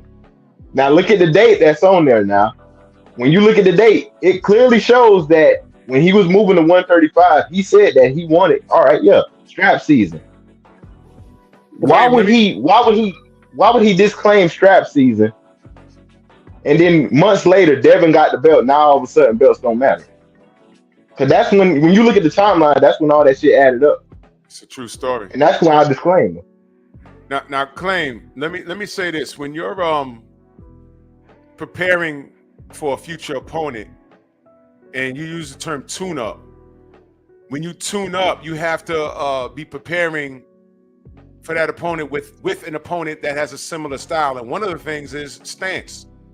You don't tune up for a southpaw by fighting orthodox fighters. Exactly. Wait, do that. first, wait. Like, let me say it. Okay. That's like everyone's saying Ryan Garcia needs a tune-up before he fights Devin. First of all, they've been out the ring the exact amount of time because the last opponents they fought was each other. That's number one. Number two, how the hell do you tune up by attempting to fight? How do you get ready for Devin by attempting to fight Eastside Cruz and then you're settling on fighting Rolly Romero? The tune-up is to see how his body reacts being off drugs, but that's another topic. But I just want to let you know what tune-up means. Tune-up don't mean just getting your feet wet. All right, you don't prepare for Devin Haney, or you know. But I mean, you said Tank was he used who as a tune-up to fight who? That didn't make sense, brother. Hector Garcia for the tune-up for the fight Ryan Garcia. Ryan is not left-handed, bro. They offered. Wait. Let me say this. They offered Ryan to do a tune-up as well, but Ryan denied that because he said he felt ready, quote unquote. Right? But you heard what I just said, brother. Right? The two don't make sense. It did make sense because Tank wanted to stay sharp. Okay, you want they stay sharp for a southpaw? Yeah, exactly. Stay sharp for a southpaw. How does that make sense? Make it make sense. When y'all say southpaw, who's the southpaw? Hector? Hector Garcia is is left-handed, bro. Stay sharp for a southpaw. I'm thinking talking about Ryan Garcia. He's not. He's orthodox. So what are you talking about? You said that. So why are you tuning up with the southpaw? The tune-up match was Hector Garcia because Tank wants to stay sharp in the ring. Yeah, but he hasn't fought in over a year during that time. Who cares about what hand? Who cares what lead? Who cares about what hand they lead with, bro? Have you ever been in the gym? Have you been to the gym? Bro, I'm a licensed trainer, I'm a licensed trainer. And I'm just asking you a straight up question. Have you ever been in the gym? Have you been taught the fundamentals of what a southpaw stance and an orthodox stance is? Yeah. And how difficult it is? The right. How difficult it is. The orthodox stands with the left first. So do you understand how difficult it is if you are fighting orthodox fighters your whole entire time, and then you get in and fight against southpaw? Did you miss my whole difficult fight because he didn't care about. He didn't care about that. He wanted to stay sharp inside the ring. But how do you stay sharp when you're not polishing yourself? He doesn't care about. He's fighting somebody. He's in a fight. He wants to have that same level of ring sharpness when he fights Ryan Garcia. He doesn't care about the fucking hand positioning. He doesn't care about orthodox southpaw. You can't do that when you're fighting a southpaw fighter. It's the angles. You don't understand. Claim. Do you understand angles? Garcia is left hand heavy. He's going to throw a lot of left hands. Why would I prep fighting somebody? First of all, Ryan Garcia is orthodox. We're talking about a lot of right hands. He leads with his left hand, right? He leads with his left, though. Keep up with me, man. Keep up. He leads with his left hand. He throws his jab with his left. He hooks with his left. Why would I prep fighting Hector Garcia? That's a two-handed fighter that jabs with his right hand and leads with his right hook. Exactly. That's what we've been trying to tell you, bro. That's not damn maintaining sharpness. See the angles are different when you're fighting a different stance, bro. The angles are different. That's what we're trying to tell you. And then look, hold on. Then separate. Not even talking about the stances. Ryan Garcia is a taller, bigger fighter. Hector Garcia was about Tank's height. He doesn't care, bro. It's a tune-up to just stay But sharp in the ring. He's ready to do it. You don't think? We're not Wait. talking about what You don't Cat- think? You look, don't think? hey, You check don't this think out, check this Tank out, was check this out. fighting? We're not You don't talking think he about was what sparring Tank guys that cares are about. equivalent We're to Ryan asking Garcia? you, and you're speaking on behalf of Tank right now, and the way you're defending him, it don't No, look good. what Yes. you're saying is wrong. I told you he's staying sharp in the ring. He's I'm staying sharp in for the who, ring though? in over a I'm year. staying sharp for strap That's why he's season? taking What am Hector I staying Garcia sharp as for? a tune-up. What am I To staying fight, sharp you for? have That is that not a same tune-up level when of I'm ring an active sharpness. fighter. He I doesn't just had care a fight about 4 an months ago. orthodox or southpaw. I just had a So fight are 4 you not months before getting, that. bro? That is an active fighter. He doesn't care Fighters about gotta that take Bro, he shit. could have. Bro, listen. If he wanted to, he could When did have anybody. First of all, when did Hector Garcia was O'Shaquie the PBC Foster? prospect of the year. He was the PBC prospect of the year and also fighter of the year. He won a belt. He was a champion. That was At a good 130 tune-up match pounds. for Hector Garcia. At 130 pounds. How does that get you ready for Ryan? Yeah, tell me How how they don't get you you know ready he for wasn't Ryan. already? How don't you know he was ready for Ryan when he was sparring? He said he was after trying to get that? ready What for are you talking Ryan. about? That's why he said he fought. Do you know Hector. what Tank said? Do you know why he wanted to fight Hector Garcia? What I'm saying is what he said. This is literally what he said. He never Hey, talked Tank about lies, him. man. Tank Now lies. it's Tank lies. Now That's what I it's Tank believe lies. you say when I see what you do. Let me read this Cash App real quick. Eric Jordan in that Cash App. He said, email champion sounds bit. The ninja sword never fails. Let me hit Give that. power to my nigga sword! Back in that Cash App, he said, Tank Franks are mad that Tank McHale ain't clapping up. ¡Ay, Miguel! ¡Miguel! Look, man, here's the deal, man. Here's the deal. When it comes to Tank, sometimes, bro. The devil is a motherfucking liar. So you know I ain't worried. Biatch. Stupid bitch. That's my nigga. Man. Yo, bro, listen, man. Tank says a lot, but I'm watching what he does. And as a performer, he's not giving me what I want as a consumer, which is why I'm not purchasing the fight. And what I'm not going to do is I'm not going to stand in the pocket and defend him when he's completely contradicting himself. I'm not going to blame his opposition because he chose them.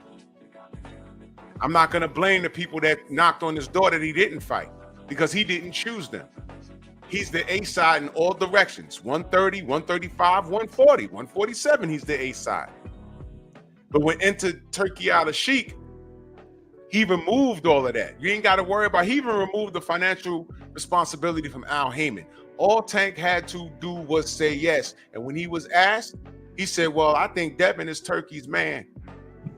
And I'm not going to get a fair shake. Wait a minute. What fair shake? You're going to knock Devin out. You understand? See, it's things like that. And at this point, it's a little thing to me at this point because he's been consistent in being inconsistent. So I'm cool with it. I'm not gonna lose more of my hair. I'm not gonna I'm not gonna have no panels screaming and cursing about this because it's what he does. And this is why I say a loss for him would be the best thing for him because I think it'll set him in the proper direction where it's like the only way I can redeem myself is to don that Lennox Lewis aura and go get that get back. And not only that, chase down everybody because everyone's been talking like I can't do it. Until he does it, I don't think he could do it. There's a reason why he ain't fighting Shakur. There's a reason why he ain't fight Devin. There's a reason why he ain't fight Teofimo at 135. These guys got better feet than him. I've been saying that. Lomachenko, they know Tank's limitations. That's why they ain't want him in the ring with Lomachenko. Lomachenko got good feet. Now he's old. Now they're saying he can get him. And Loma's like, nope, I ain't get. How about this? I'm not getting in the ring. Not getting in the ring. Now we can have all the faith in the world for Tank, but we can't say what he can and cannot do until he actually does it. That's all I'm saying. I'm not standing in the pocket for him anymore. I tried that.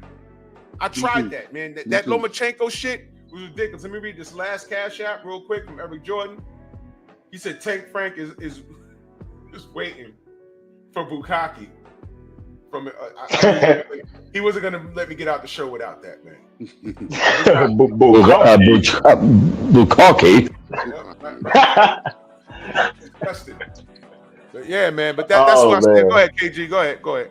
No, but hey, Drew. I feel you, bro, because I used to you know what I'm saying, because I'm from the, you know what I'm saying, the Virginia area, and I frequent the DC, Maryland, Virginia area a lot when I go up there, especially me tied to the boxing promotions that I'm tied to up there, and you know what I'm saying, everybody that I know up there. So I go up and I support, but at the same time, I love Tank when Tank gets in the ring and that bell rings, I love Tank.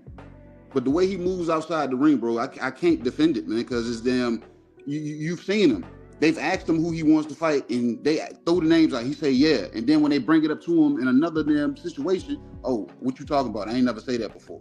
You get what I'm saying? Wait, let's run that. That type of shit. That type of shit. Yeah. Let's run it. You say before you retire, you want to fight Devin and Shakur. Is that still the plan? I never said that. When I said that, I never said that.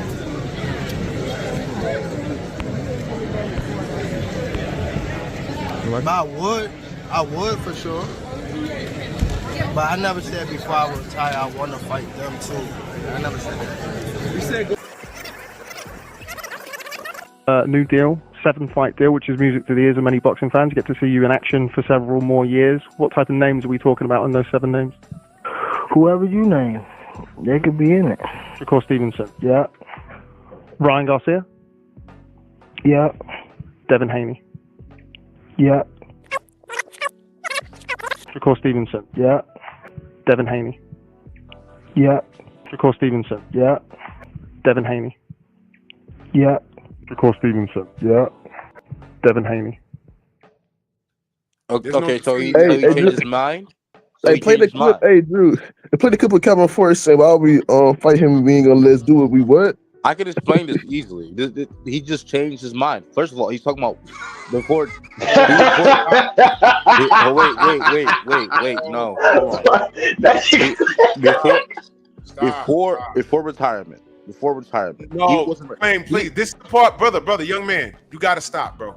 It's okay. Absolutely. You got to, bro. Bro. It's okay. Hey, why we fight him? We ain't gonna let's do what we do, dude. Don't. Please don't do that. Just Tank. And I've had conversations with Coach Kenny face to face about that. That man said change his mind. That was bad, bro.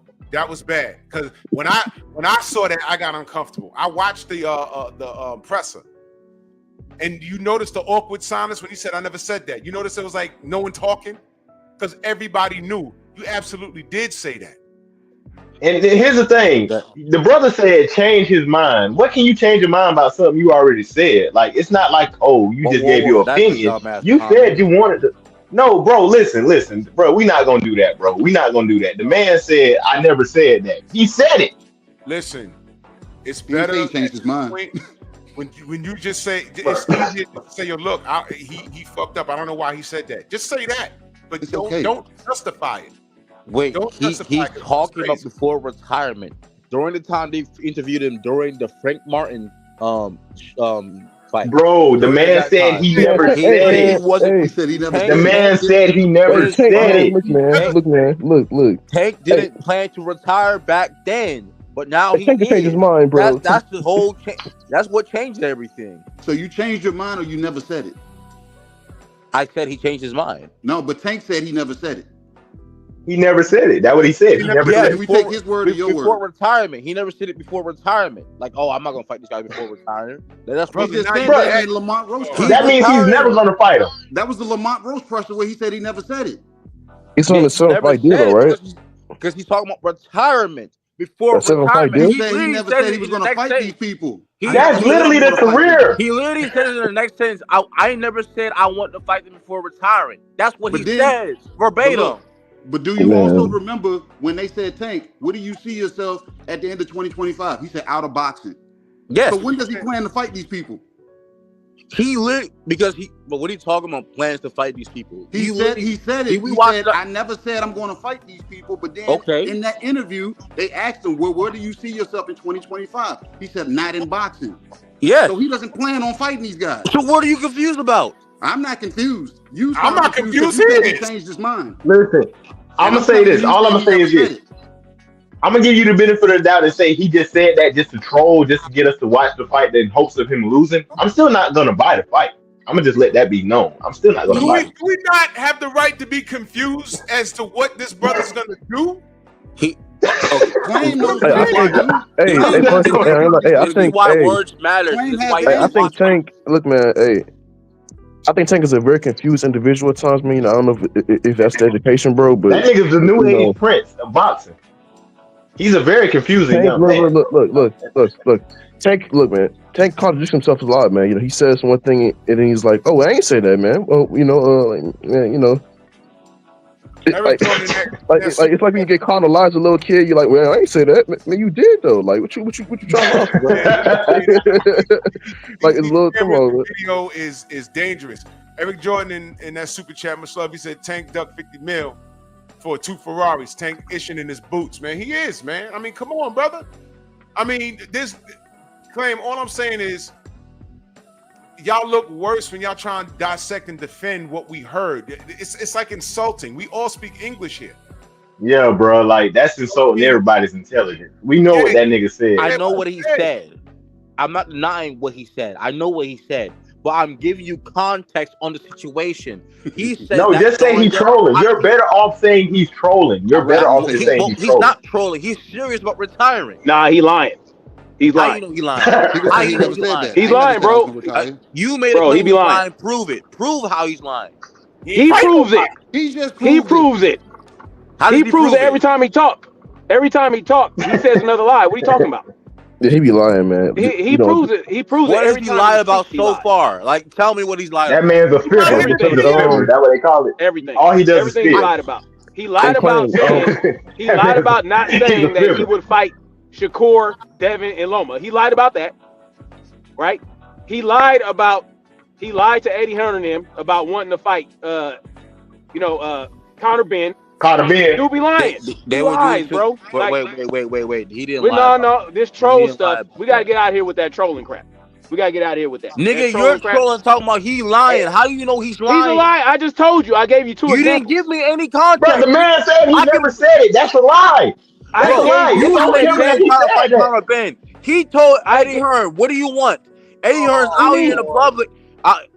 First of all, he's already made complaints about Eddie Hearn being a snake-like individual. What does that mean? But why did he act like he wanted to negotiate to fight Conor Benn? He did. He was literally in negotiations with Eddie Hearn. He dragged Eddie Hearn along on purpose. No, he did not. Eddie Hearn messed up. Eddie Hearn messed up. No, Tank told Eddie Hearn to F off, man. He did not want to fight Conor Benn, bro. But what he did was he wanted to get at Devin. He wanted to try to act like he could snatch people from Devin, even though Devin never said he wanted to fight Conor Benn. Conor Benn called out Devin. And so Tank got jealous and called Conor Benn out. And Conor Benn told Eddie Hearn to set it up, and they started negotiating. What if he got jealous? How are you determining that emotion? I remember that just like it was yesterday. I was living in Colorado at the time. How did you know he got jealous of what? Why would he do that? Why would a man? He wanted to fight Conor Benn. A man calls out one man, and then you call that man out, who did not even mention you. What First of all, Conor Benn has mentioned Tank Davis prior to that, but not at that time. Not at that point in time. Tank Davis. He said all these things about Tank Davis. He called Tank Davis. Right. Let me jump in here for a minute. Go ahead. Claim Tank Davis has displayed elements of a lot of jealousy. He has. Yes. He has. He definitely has. And, please don't deny it, because he has. Evidence in those Twitter rants, especially a couple of weeks ago when everybody was in the UK at the Riyadh season banquet, whatever that was. And this kid, unprovoked, took to Twitter and started talking bad about every fighter over there. Everybody was over there getting money and fighting contemporaries. He's over here about to fight Lamont Roach from 130 pounds. And he went on it was very feminine what he did, is what I'm saying. It was very feminine. I'm like, did anyone over there say anything to him? No, it was unprovoked. And he went over there and started talking about, y'all over there taking money. I don't need that money. And you're over there and you're about to get knocked out for a little bit of money. I'm like, well, they're prize fighters. You can either win or lose in a prize fight. And what do you care? You're about to fight Lamar Roach, big dog. What are you doing? There was a lot of jealousy over there. And the mind F behind everything was Turkey went to you first, brother. Your Muslim brother, he went to you first. And instead of the 50 mil, you asked for 2 Ferraris. That's disrespectful. You understand? Very. So I don't. So he's deflated. And played a lot of what I call weird. Drew, not only that. Why would you think that somebody's going to cheat you, bro? Like, if you're a Muslim, they're not going to sit up and just cheat you if you're sitting up claiming that you're Muslim. Nah, not at all. I mean, if he's Abdul-Wahim or whatever. But here's the thing. I even commented on BFTV's I think his last live, and I said that what makes you think what's different from here and there? You know what I'm saying? We done seen Ryan cheat Devin in U.S. soil. We done seen, you know what I'm saying? We done seen countless of robberies and shit. Even with Rolly Romero in the Cosmopolitan Hotel that's in Vegas. Like, bro, like, what are you talking about cheating? Like, bro, that's just boxing if that's the case then. So what are you talking about? Oh, you're gonna get cheated. Like, bro, stop it. I mean, you already know, these bro. are all excuses. What's going on is Tank wants to be the one to hold all the cards. But if Turkey is offering everybody money that they want, if Turkey's offering everybody the money they want, there's nothing to hold over anybody. So it's either you want to fight the guy or not. If Tank wants 50 mil, then tell Turkey you want 50 mil, and Devin will probably take 5 to 10 million. There you go. Just that simple. What do you have to complain about? Oh, well, if I don't knock him out, I'm going to get... So what? So what? You just got $50 million to get outboxed by Devin Haney for 12 rounds. So what? And you all about the money, right? You all about the money. You don't care about no belt. If you go up and you fight Devin at a catch weight, there's no belt on the line anyway. So Devin's not coming down to 135. You ain't going to go up to 147. You know what I'm saying? Meet somewhere in the middle and make it simple. But don't tell people that Devin's easy work. See, this is how you know Tank is a liar. He said Devin was easy work. But before that, he says that if he doesn't knock Devin out, he's going to lose. Which one is it? Exactly. He don't believe in himself. So he continuously lies about what he wants to do, what he wants, what he don't want, who's going to do what. He's full of crap, bro. And y'all don't want us to take him for his word. When he says straightforward, point blank stuff, you don't want us to take it for that. You want us to pull out the Tank Davis lexicon to find out what he's saying. But when he says ambiguous stuff, you don't want us to try to interpret that. Like, y'all got to stop with that, man. Like, his trainer said the same thing. His trainer said the same thing about Shakur. He was like, "Hey, why we fight Shakur if Shakur ain't gonna let us do what we do?" Like, what you mean by that, man? That means that he doesn't want to cut the ring off. He wants to stand there and he wants Shakur to stand in front of him and get punched on. He wants him to be another Leo Santa Cruz. That's what the fuck he wants. That's what he wants. Exactly. He wants another Leo Santa Cruz. The proof is in the resume. Shakur style. I got to bring this to a close, family, but the proof is in the resume. Okay, at 135, Devin moved too much, Shakur moved too much, Teofimo, and that bothers me with Teofimo, but Teofimo moved too much, George Kambosos moved too much. You know, all these anybody guys, athletic, they move too much. Everyone moved too much, and I saw that, but I said, you know, Tank can still get these guys. He didn't do it. So there's a reason why he's been selective in his opponents, and there's a reason why Coach Cal said what he said to our brother Marco. I played it yesterday, but there's still time for him to prove us wrong. So the only reason why I want him to lose on Saturday is because I think it'll light a fire under his ass and he'll start doing what we ask him to do. But I gotta give him some humility. Past my time.